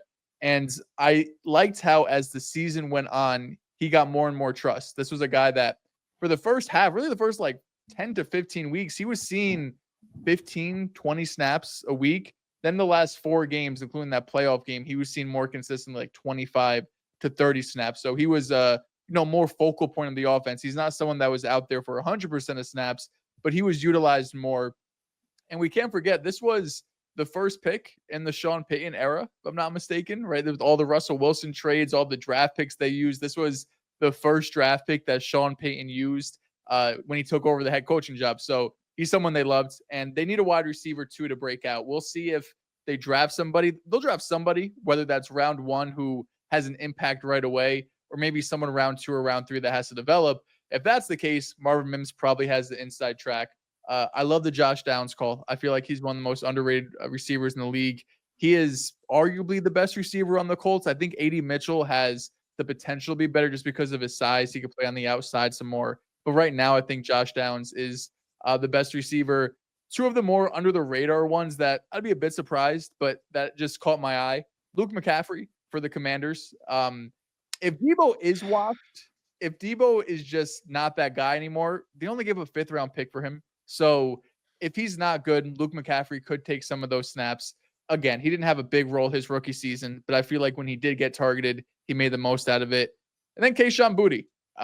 Kayshon Boutte is someone that I've loved since LSU. I can't get that freshman season out of my mind if he never had some of the injuries and off the field stuff. The last 4 games of the season, 2 of those games were 90-plus yards. One of them was with Joe Milton, but he has the talent to do it. It's just, is he good enough, really? I don't he has the talent, but can he do it consistently to show the Patriots, show Mike Vrabel that I should be one of the guys here? Let's not go get 4 receivers over the next 2 years and just completely phase me out of this team. From week 11 to week 18, Marvin Mims had 434 yards. That's a 1,000-yard pace. He pretty much had all his yardage on the season in that last stretch. 505 total. Yeah. 505. So that was in 7 games. So I think Mims just has to kind of work on his route tree, but I think he can have a breakout. I'm riding with Dontavian Wicks. I think Dontavian Wicks is going to break out. And I think this is the year. I think I look at what he did, 415 yards, 5 touchdowns, nothing extraordinary, but he gets open. He gets open at one of the highest rates in the league. Whenever I watch him, he's open. If he just catches the ball, I think he can emerge as the Packers' best and most consistent pass catcher. And I think this upcoming season, I don't believe the Packers are going to go all in and invest on the receiving core. We saw they didn't make a big move for a veteran. I think they're trusting their in-house guys, and I think Wicks, I think he could break out. Another player who's a film player who I feel like is always open is A.D. Mitchell. I think A.D. Mitchell's a prime breakout candidate. Only 312 yards this past year, but I felt like he was always open. Anthony Richardson missed him down the field a ton of times. I think A.D. Mitchell, if he gets the ball, he can be a highly productive wide receiver. He just really wasn't given a chance. And then my last one, and I think this is the bigger reason why this team didn't make a move for receiver, because I think they saw what they had. I think Jalen Coker is a stud. I think Jalen Coker can be an 1,000-yard receiver. I think he's that good. And I actually have more belief in him thriving in Carolina than Wicks now becoming a sure hands guy and A.D. Mitchell having a consistent quarterback. I think with the way that Bryce Young played down the stretch of the season and the way that Jalen Coker played, I could see him being one of the primary options, especially if they don't pick somebody up in the draft. I love that a lot. Jalen Coker is one of my names too. He was their most consistent player, especially when Thielen went down, where he had great hands, he was able to separate. That's a good comp. Shout out to the Cokeheads. Last year, he had 480 yards and 2 touchdowns. I could easily see him more than doubling that this year. The 2 names that I kept going to, and I had a lot of sophomores, I feel like, in this list, and there's so many guys. Last year, there felt like there was like 7 different receivers that broke out, from Judy to Mooney to Jameson. But the one name that stuck with me is Ricky Pearsall. Last year, posted 400 yards, 3 touchdowns, gets shot before the season even starts. Amazing story. But at the end of the year, he's having a 140-yard game versus the Lions. And I believe this offseason, by trading Deebo Samuel, it was a vote of confidence by his front office saying, we have the receivers in-house. Brandon Ayuk, during his ACL in late October, might not be ready for week 1. So I expect Pearsall to be someone that look at as that potential number 1 wide receiver until then. And while Ayuk's working his way back, I could see him more than doubling his production as well. And that's kind of what I based this off of for most of these names. Kind of see this guy kind of doubling his production. And one name which is super under the radar, it's kind of a shot from left field that I like this receiver a lot. Former third round pick, 2021, spent some time in Washington. Was kind of buried down the depth chart, but made plays when he was given the opportunity. That's Diami Brown, who's going to the Jaguars, playing off of Brian Thomas Jr. Depends what they do in the draft to invest more into the receiver room. But for him to have 300 yards and 1 touchdown, I could see him producing a lot more. And I thought that was a great under the radar pickup by the Jaguars. He just needs the opportunity to show himself because I think he can be a very quality and competent number 2 receiver. Some other names, this guy I went to a lot. I think he'll be more involved, but he had 9 touchdowns as a rookie, Xavier Worthy. I just want to shout him out because Damn it. Great shout. I'm sorry. I could see him easily eclipsing 1,000 yards this year. The touchdowns are going to be tough to maintain because of how involved he was. But there's a lot of guys, and I feel like there's a few more I'm missing, like the Broncos and the Patriots. I feel like someone's poised to break out in each of those receiver rooms. Dehls, I love the Keyshawn Butte shout out. One of the star young players of my dynasty team. Just put him on the trade block if you're interested. Hit my line. Xavier Worthy was one of my guys that I did have, especially the way that he closed out and was effective in the playoffs. I really like Xavier Worthy's game. I think that they just started to figure things out. Once Hollywood Brown got onto the field, he was able to go to his natural position. I feel like things just started to open up for him, and they really started to utilize his speed. I have Brian Thomas Jr. here because I feel like he can be better than what he was his rookie season, but I'm not going to go in depth too much on him because we all know that he's a stud. Was actually 3rd in yards last season. Pretty incredible feat to reach as a rookie. But the last guy I want to talk about is Rashad Bateman. Rashad Bateman's been a guy that I spoke about a lot last season, and it was definitely a career year for him where he did have over 700 yards. It's just been a matter of staying healthy for him. I think that he does have the talent. He's a great separator. He can win down the field. He was very efficient with his opportunities, did have 9 touchdowns, had 2 more touchdowns in the postseason. He has all the makings to be a great wide receiver. I think that duo of Zay Flowers and Rashad Bateman has a chance to potentially be a back-end top 10 wide receiver duo if both of them can stay healthy. I do believe in the talent of Rashad. It's just a matter of staying on the field, and I think that he is one of my guys to break out. And that's going to do it for this episode. Sorry, real quick. We don't have to spend too much time, but God bless you, John. I would just love to hear just John's rationale behind George Pickens and DK as a top 6 receiver duo. Why not?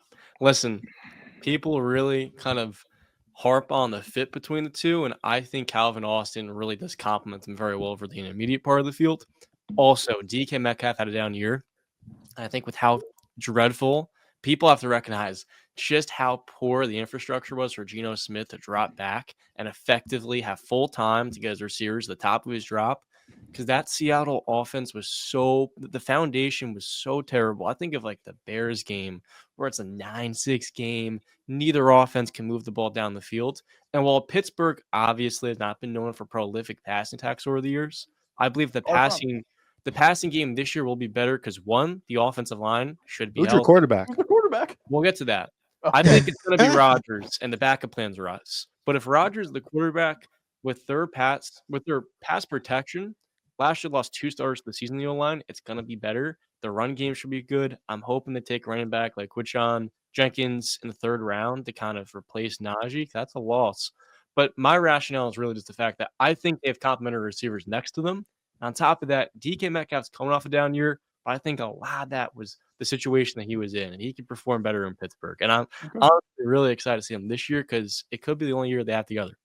Little weird that the argument for why they're top 6 is because the wide receiver 3 works. Little weird, but that alleviates the inadequate fit between them, and I think it allows them to be more of themselves.